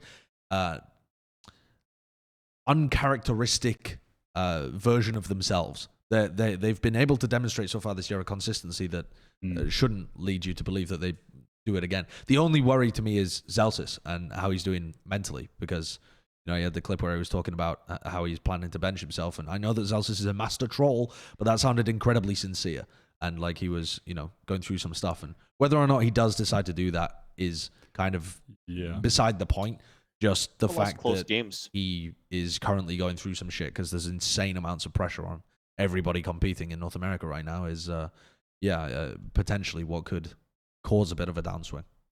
But he was still intending to, play, and I'm sure he'd be giving his all for next week. And you could still see their structure even when they played with Wardell. Like, Wardell was playing like a sub. They haven't played with before. Also playing like a lot of Sage. Like instead of like almost exclusively chamber, you know? Like I feel like you could still see them coming up with some of the things that made version 1 great previously, with like the tempo they played and like the ideas they came up with, especially like on attack and even on defense. Like I look at this team and I'm like, overall, I still feel confident about version 1 moving forward. Like I still feel like there's enough structure and talent on that team, even if they potentially had to play with Wardell again. Like I'd be like, okay, I could still feel like it feels like a safe bet for them to qualify. Yeah. Penny did have a pretty poor qualifier though. Yeah, but I mean, like that's whatever, right? Like everyone has poor qualifiers in there.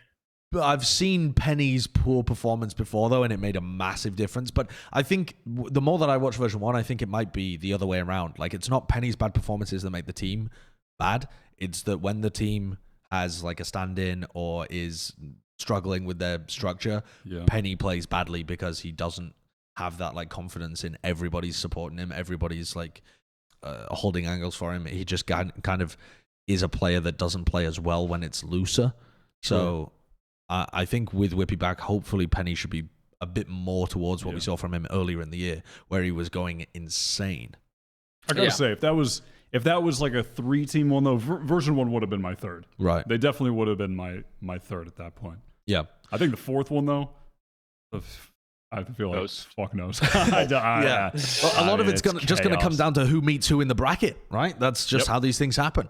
So let's ignore all of the variability and instead try to impose structure upon North America. We haven't even seen the teams that have made it through to close in a while.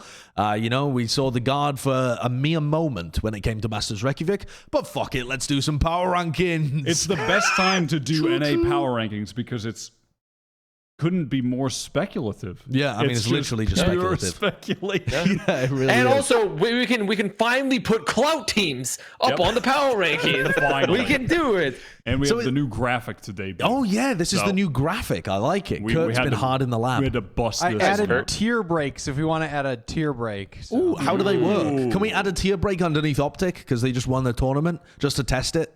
How do they work? Ooh. Oh my god. They have the technology. I like it. Oh as my well. Look at us now, founding fathers. This wasn't in the Constitution, but we got it anyways. Get owned.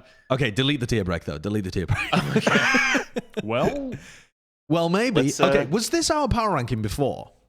When was this? When did we do this? I think this was before. I don't remember. It had to be group stages. So no, I think it was after playoffs. After playoffs? I mean, God knows. I think this was after playoffs. Maybe. Because there's no way before the playoffs we had Cloud9 version 1, 3rd, and 4th. We would have had them at the top. It must have been you would have had post-playoffs. Optic first either. Yeah. But, okay, let's bring that back up. So, Optic are clearly going to remain at number 1. I mean, they're obviously number 1. And I think best team in the world. And I kind of feel like there should be I don't know, but once it gets back to regional, it's all messy. Yeah. It never feels You can throw a tier break in there if you like, but I don't think it'll actually necessary. I don't think it'll translate to the results particularly. Because once you get back to domestic and there's not like a one tournament spike where you really have to grind, Optic are probably, it would make sense for them to take their foot off the gas pedal a little bit because it's league play at that point. It's group stages. I'm confident in their ability to remain on top. Now, are you confident in the Guard's ability? Cloud9 number 2. Ooh. Cloud9 are coming back fucking swinging. Vanity's pissed. Dude, you won't like Vanity when he's mad, dude. Haven't you seen his coming latest back tweet? with a vengeance. Vanity's had enough of people making fun of him for only being good with the judge and not qualifying.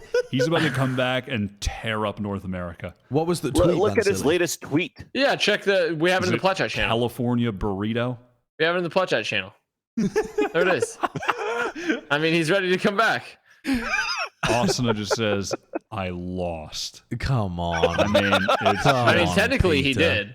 I mean, come on. True, he did. He did actually lose. TSM. So, yeah.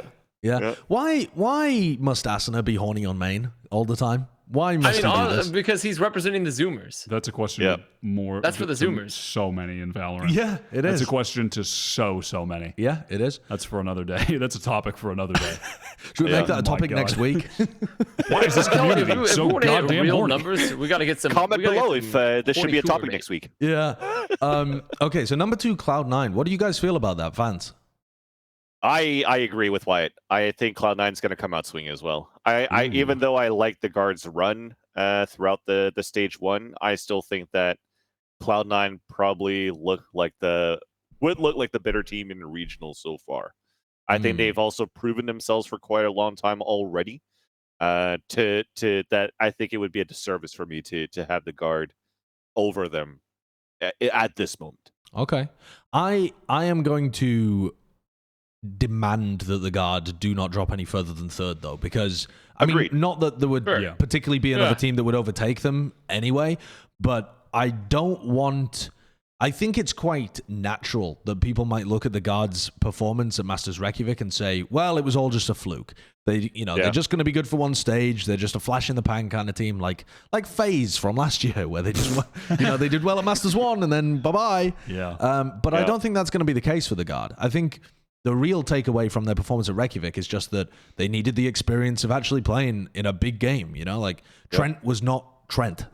So I don't think there's any reason to believe that performance would continue. Like, the guard that you saw at Reykjavik is not going to be the guard you see online again. I think they're going to continue to be good now that they're back in their comfort zone domestically. I put a break there after. I think, I think there could be a break there. I think at worst the guard are just going to be like maybe slightly worse than they were on their run, which still keeps them at 3rd. Yeah. They're just gonna or about the same. I can't imagine they're gonna drop. Yeah. So then you get a serious question about who leads this next tier below. Damn well Exet are coming in 4th. No matter what happens, some way, some fucking how, Exet are coming in 4th. I'm so tired of seeing Exet be 4th. They're gonna finish in 4th. I'm just tired of seeing them there. Unless FaZe knock them out of the top 5.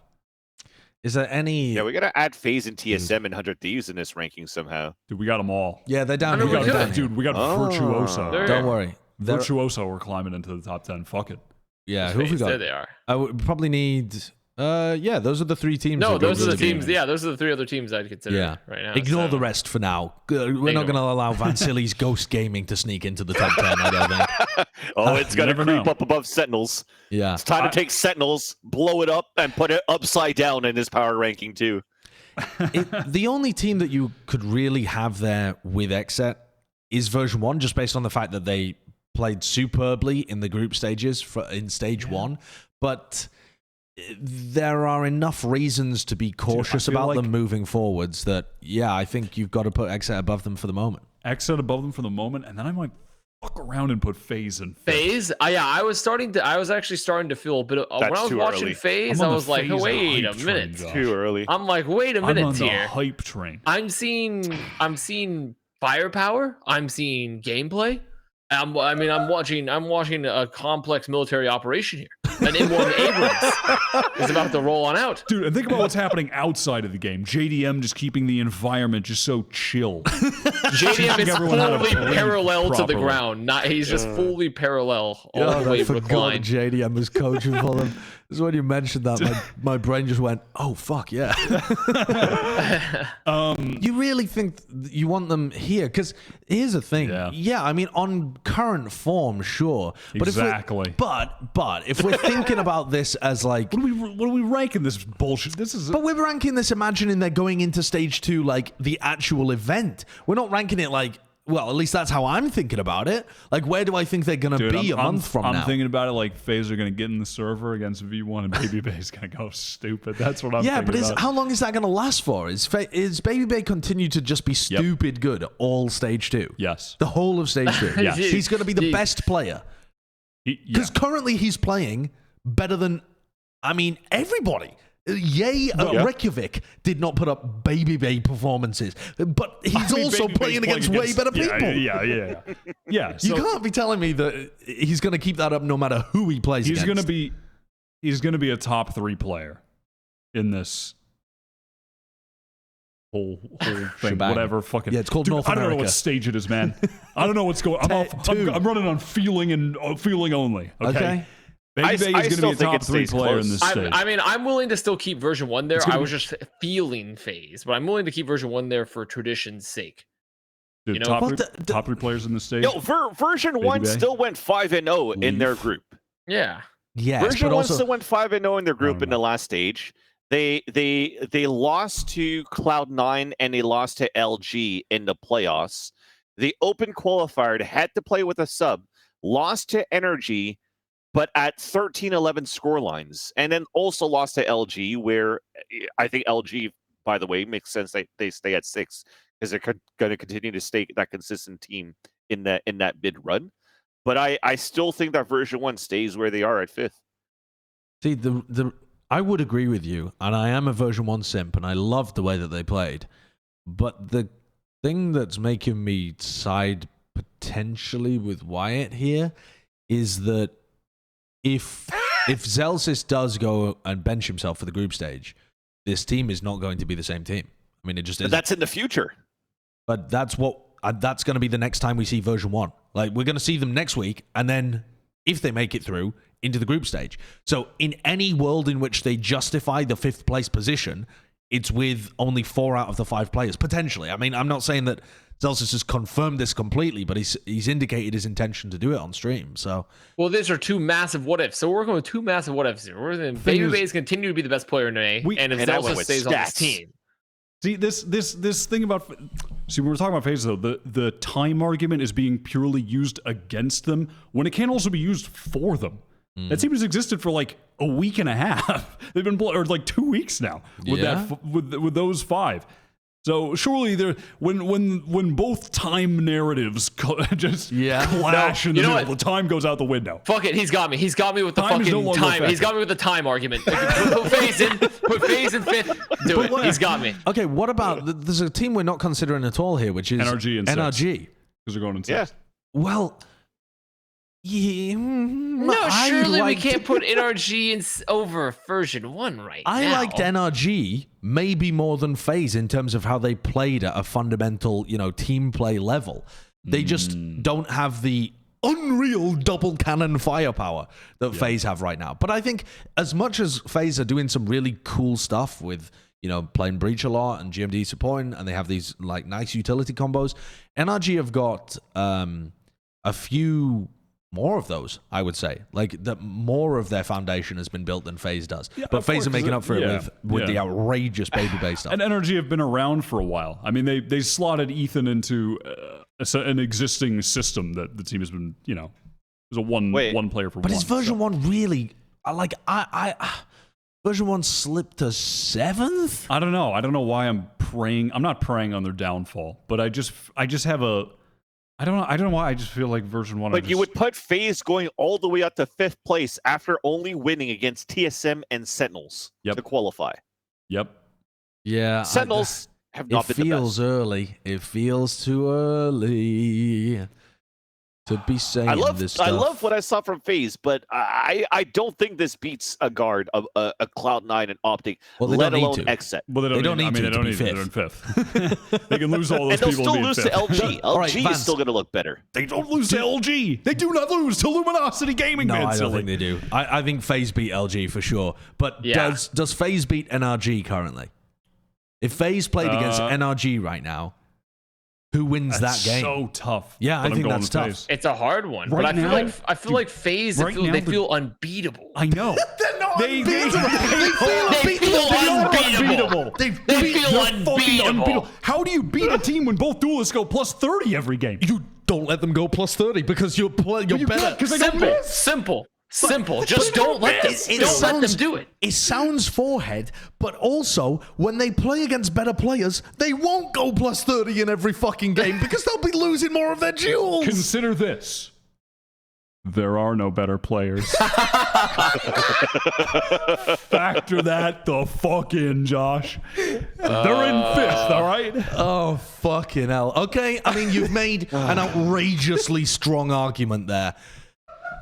I forgot. This is the power rankings for clickbait. So sure, it's not for clickbait. I think FaZe are gonna fuck shit up the fucking tournament, man. Silly. It's not for clickbait. Get TSM down there from the number 1 position. They're not in number 1. They'll fall and hurt themselves. Don't do it. They're in number 8. Whoa! We haven't even decided 6 and 7.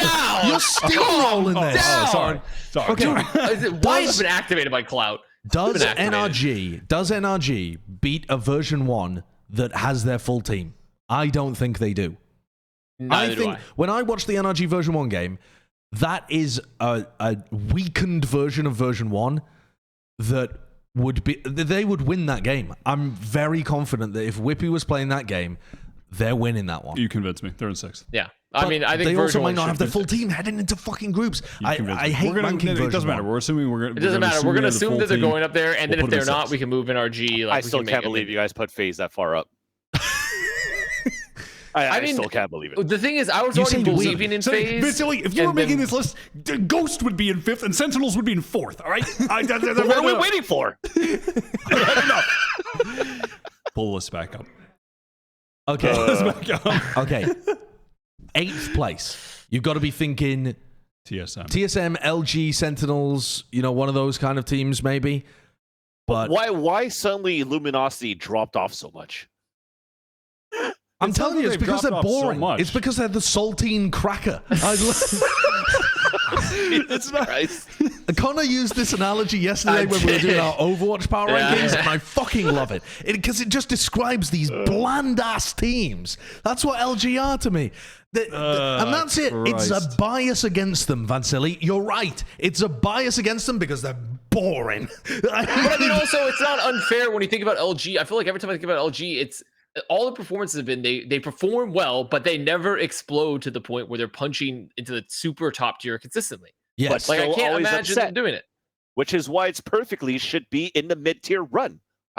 They were already at 6. How are they suddenly about to go to 8th place? But that's not how the power. But that's not the power ranking isn't based off like your. It's not. It's kind of like LG will have moments of greatness and they'll fall off and they'll come back and they're always consistently like this lower top tier. They're not in the mid tier. The point being, though, to Vansilli's point, if LG have dropped these places, but they're essentially the same team, that means that the teams around them must be significantly better than they were last stage. Like, for example, is NRG a lot better now than they were last stage? I would say yes, significantly better. I would say TSM is significantly better than they've been for the past year. Are FaZe and TSM a lot better than who did we have ranked in these positions before? Like, I guess like Knights and no, I mean like the teams that would have been below LG, we had like right below. We them. had like Knights and Rise and stuff. Yeah, like Knights and Rise. Do you think FaZe and TSM are going to be better than Knights and Rise were in stage 2? So, yeah. Oh yeah. But I actually. Yeah. I might have jumped the gun on TSM being in 8th and Luminosity in 9th. I think those two maybe you can flip. I think that's a very close. You're rating both power levels. I feel like they're kind of even at the moment. I also think that Luminosity had a more difficult run through their bracket and came up with big wins over Sentinels version 1. Like took some scalps, like they didn't breeze through that bracket. Are they going back to 6th place? Okay. No. I still don't think you can put them over NRG. NRG performed. No, I think NRG does definitely look better. I mean, you know what? I'm fine. I'll get Luminosity 8th. I'm fine to give that. I think Luminosity and TSM are looking quite evenly matched in power level at the moment. I don't think they're particularly far apart at all. I want to give Luminosity some clout. Put them in 8th over TSM. Give them and I'm also with Josh. We'll make them famous. It should be. We should technically flip FaZe and Energy in the power ranking. Flip them from 5th to 7th. I think head-to-head Energy would beat FaZe. You think NRG would beat FaZe? And that means they're better than version 1, dude. I mean, dude, I'm not sure. I'm not sure. I think NRG are a more fundamentally sound team right now, but FaZe will probably keep building that like foundation, and if you think they're going to just keep popping off, then they're just going to keep popping off. And also, I mean, FaZe were still clearly building fundamentals. When you watch the matches, they were doing smart plays. They weren't like it was no longer Smeeg territory. It wasn't just full Smeeg. It really wasn't. Like Babybay was being mad aggressive, but it was like smart utility play supported by his team. I want to keep FaZe at 5th just so that when they don't end 5th, Wyatt can be held accountable. That's why I want to keep him there. I don't want this take to get hidden among the power ranking maneuvers. I want us to be able to go back, timestamp this thing, and go, "What the fuck were we on?" Look, I'll put a little asterisk on that for FaZe as well, because remember that they did play You talked about them trying to build fundamentals, and I agree with that because when they played against Sentinels, they changed their comps as well, right? When was the last time Babybay played some Chamber in the last 90 days? It was 3 times, and it was all the times they played Bind on this map. Yeah. In this qualifier. Same thing for Dicey playing Raze, and then same thing for Poach playing Astra. So they are trying something new, and I hope that they're able to build upon that for their future Bind games. And if I see success from there, I would probably agree with what you guys are saying, that FaZe has fundamentally propulsed himself to 5th place. Yeah, by the way, I don't think it's going to happen. Let me tell you this. Babybay's going to fall off. Let me tell you this. If you look at, if you just go look at the, if you look at the Kurt, pull up the VLR team history, please, on FaZe Clan, right? Please. I just need to show one thing.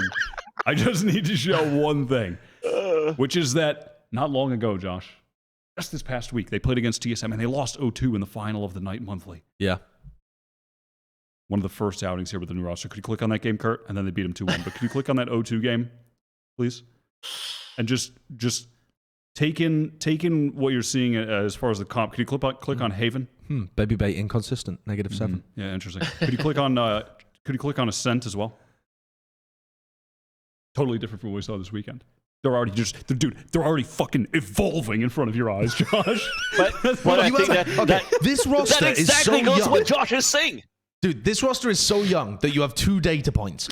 One of which they played worse comps and did worse. Yep. One of which they played better comps and popped the fuck off. Yep. And you're then extrapolating a straight line that goes like this. Yep. And you only have 2 data points right now. That's good science. Yep. That's good science. You're damn right. This is mad, but I stand behind it for the entertainment. I'll drink it. I'll drink that copium. The Babybay is going to fall off argument is just a time argument, and time is also on their side unless JDM goes to fucking Hawaii and just surfs for the rest of the stage. Time is on their side as long as they keep working on shit. Yeah, so I think they can improve. I mean, it's true, but your argument is boggling my brain. You're talking about time extending either way, like a fucking Tenet time pincer that whacks me in my head from either direction. Yeah, okay. Let's abandon FaZe in 5th. Let's leave them. Fuck knows what'll happen with them. Let's keep going towards the bottom end of things. All right, who do we, if we're assuming TSM are fine at the number 9 position, who do we have at 10th? Because 10th is, you have 100 Thieves over Sentinels currently. Yep. I would have Sentinels still. I do too. You don't have to... Dude, I mean, I would still have Sentinels. I don't think 100 Thieves. Josh hates 100 Thieves. No, it's dude. This guy hates 100 Thieves. He actually does. No, I hate 100 Thieves. I used to hate them with a passion, with a burning passion, a fiery passion of desire. But no, fiery passion of desire makes it want to sound like I want to hate desire. No. Let me walk that one back. No, but I don't hate this team, but they've only been playing for like 2 weeks, and once again, similar to FaZe, check the graph, Josh. It's just going up and up only. The improvement, it's going up. Yeah, but also, it's Sentinels have definitely fallen off, but have they fallen off so far that they are currently looking less promising than a team that only really has like a map and a half in their map pool right now? And a really... Sentinels only has a map and a half in their map pool right now. Yeah. They've got Bind or Haven and Bind. And that's both it. of them are and like... half of Haven. I put all the copium in those map and a half right now. True. Also true. Josh, if you see Sentinels in the group stage, and they're going to have 5 of these other teams in their group. Yeah. How likely do you think it is that they go 0-5? No, they're not going 0-5. You don't think they're going to go 0-5? No, I don't think they're going. I don't think they'll go 0-5. No, because I think Sentinels also. They're going to be 1-4. Is that what you're saying? Like that. Maybe that actually could be more like it. Yeah, possibly.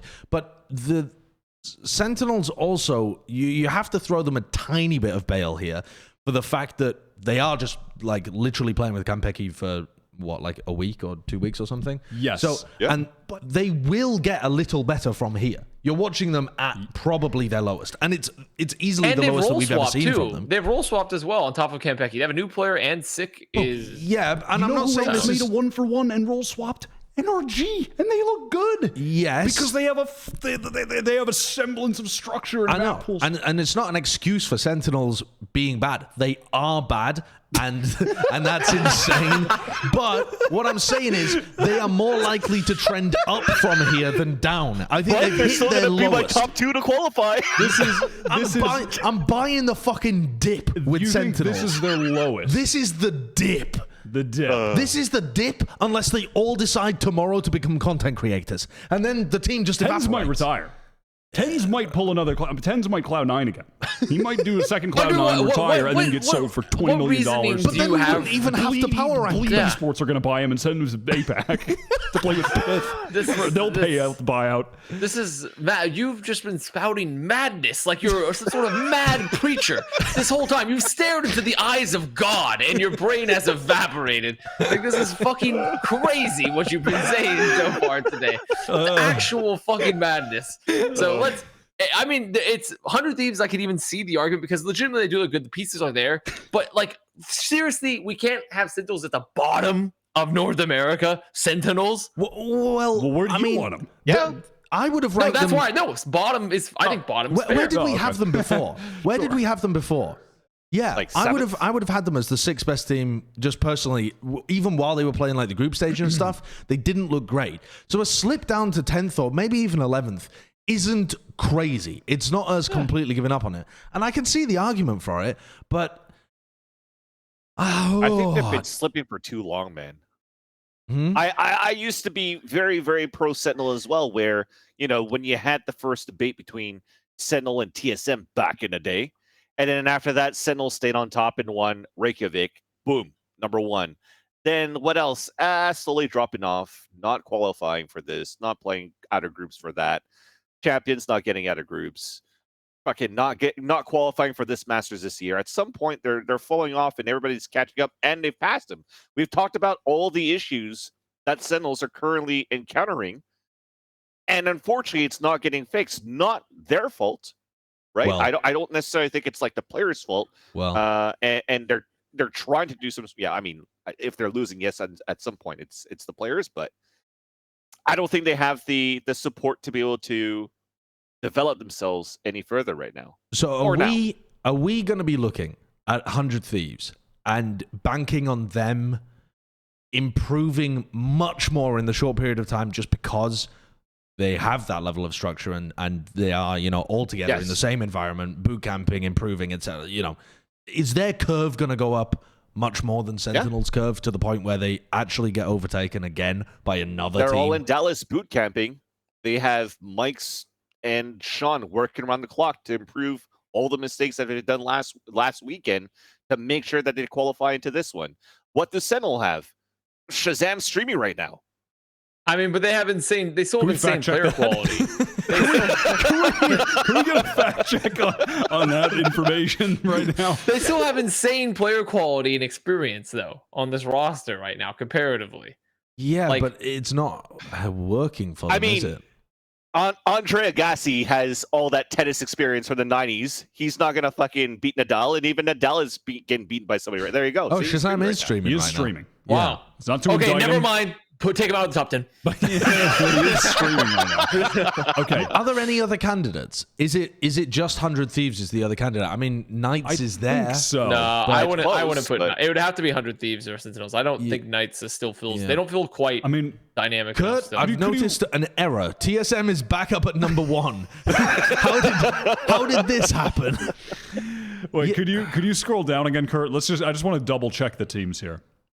Yeah, I mean, Gen.G got eliminated so early on. Ghost Gaming. Ghost. No. Vansilli, so no. Let's Nope. No teams. No teams. None of the other ones are. No, none. None of these. None of the other ones are in the mix. Wait, are there any other teams? No. I don't think so, particularly. Unless you recently got a PayPal deposit from T1. I don't think there's any other teams we're trying to argue for. I don't think there's any other teams that are likely to improve as quickly as 100 Thieves, where you can think about, you know, not just their current level, but where they're likely to be a week from now, 2 weeks from now, and be more confident in them than you would otherwise be. Honestly, if we're thinking about this from the group stage, assuming 100 Thieves make it, if this was a power ranking of just the group stage, we might be underrating 100 Thieves. Because over that 5-week span of them playing groups, they actually might end up being way better than 10th place. Yeah, they got a lot of time to improve. But a lot of time. I think you've convinced me. I think you've convinced me that Sentinels are actually outside of the top 10 currently, which is bonkers. That's the first time ever in Valorant history since like mid-2020 when the scene hadn't even really kicked off that you could say that. Yeah. It hurts to say it that way, but I mean, at some point, it's kind of true. I'll bow to the majority here. I'll bow to the majority. Okay. Are we all satisfied with this list? We'll revisit it when 100 Thieves play against Sentinels in the upper bracket finals to see who qualifies of their side of the finals, whatever that is. I'm not convinced there are any tier breaks here. I was gonna suggest maybe between 7 and 8. I don't think that's true, though. I think LG genuinely can beat any team up to, and maybe including Exet, if Exet continue to, you know, not live up to that. I mean, God knows what Exet are going to look like. Yeah, who knows? I mean, Exet are 4th here just by basis of they always end 4th, and they're normally good for it. But I'm ready for Exet to get out of that disappointing. Position. What, sorry? I'm ready for it. I'm ready for Exet to get out of this position because I'm tired of seeing them there. I think they're more likely to get out of this position downwards than they are upwards. That's fine. It's still a change. In fact, to me, Exet to me is actually the saltine cracker more so than LG. I'm not gonna lie to you. When I look at Exet, I think we haven't given them saltine cracker status simply because they had drinks with us. They had drinks with Plat Chat, and everyone's like, no, they're cool. They're really cool. They're gonna be up. And like, yes, they've had good performances, but I legitimately LG to me is more exciting than Exet currently. And I don't know what that Cryo is. And Zekken, I enjoy watching Cryo and Zekken. I think they're exciting players to watch. So they grip me a little more.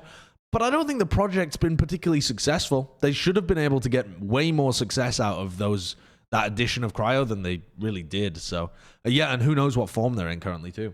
Not a clue. No idea. But the reason I don't want any tier breaks here particularly is that I think FaZe is a fucking mystery, right? We already argued already about that. Exet, frankly, is a bit of a mystery too, because we don't know what their form's going to be like. Version1, we don't even know what 5 players they're going to be playing with. And then from 7 through 10, I really feel like you've got teams that can take games off of each other, especially if we give 100 Thieves the argument of we're expecting them to improve significantly if they make it to groups. I would add TSM a bit into that category too. There's still a new project that has, you know, more growth potential than some of the other teams. Out of every single ranking from 4 to 10, where you guys have question marks and what ifs, the only team that has shown consistency is Luminosity. We know what type of Luminosity is going to show up, right? You're absolutely right. They have been the only team that have shown consistency and have the same roster, but they've been consistently like bottom of the middle table. Good. I was going to say mediocre, but that's too harsh. They've been consistently good, but they've just had... What are you going to... Just going to stop talking. Just getting slandered. And look at that. That looks right. That's libel. That's right. God. Yeah. Objection, hearsay. But I see where you're coming from. Where's the ceiling for LG? Could they make it to a 4th? I just don't see it. I think they can end. I think they could end. I feel like 5th may even be pushing it, but 6th I think is possible. No, I definitely think they could end 6th. Maybe 5th is doable too. Yeah. I just don't think they can get higher than that right now. There are other teams that have way bigger ceilings. Like the ceiling for Version1 or FaZe or NRG, or maybe even like ceiling for 100 Thieves if you're trying to extrapolate massively outwards is just higher. And I think you're generally just attracted to like thinking about the ceiling of a team when you're looking at this. All right, that's the NA Power Rankings then. Take a screenshot, send it to your friends, put a comment in about how stupid we are, and let's all get on with our lives. Question mark? Oh my God, we did that for that was a monster power ranking for just a week. See, that's what happens when there's no data. When there's very, very little data. Yeah, you just have to speculate more and more. Well, now it's time at the end of the episode for our most important segment. It's Wyatt's Weekly Award. Dinner's almost ready. But right now, it's time for Wyatt's Weekly Award. That smells good. I'm gonna keep this one short and sweet. We've been here for a long time tonight, and Kurt needs to make the thumbnail before he goes to sleep. So I'm gonna keep this one short and sweet. This one, I'm gonna be honest, it's an obvious one because it's going to someone who performed extremely well in the tournament, in the only tournament this week, which was the NA qualifier, and also they played Jett, and also we'd ranted about their team for a long time. It's Tens. Tens wins the weekly award. Congratulations, Tens, for another solid performance. Played pretty damn well in just about every series, was kind of carrying Sentinels through the whole thing. I just heckin' love him. I was so convinced you were going to say Babybay. Yeah, I was so convinced you were going to go Babybay, and you're giving it to Tens. Yeah. Why? I like his stream. And he played really well. He did play well. He played really well. God, it makes me so sad. Thanks to Kempeki's knife. Yeah. Yeah, Kempeki got him the critical info. Well, there you go. There are 2 players on FaZe above him. And Zeldris on Moon Raccoons. Dude, hold the fuck up. Whoa, Zeldris. Everybody hold the fuck up. Here we fucking go.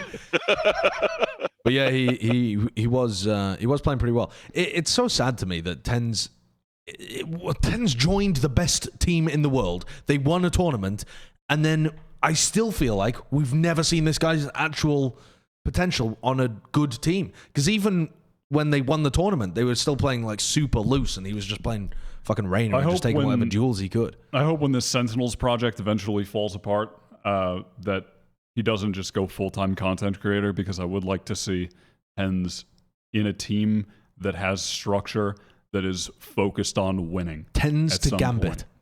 Sure. Do it. Sorry, Defo. Yeah.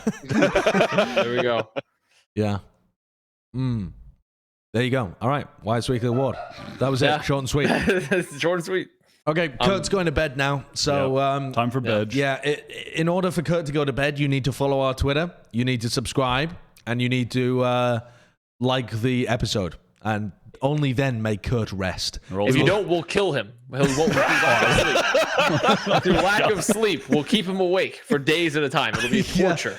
We're going to Speaking of which, I need to do that. We'll just blast Vansilli's casting at him constantly, keep him awake all night long, and he will only be able to bedge. All right, that does it, though. That's episode 89. We'll be back next week with another 5-hour podcast. See you then.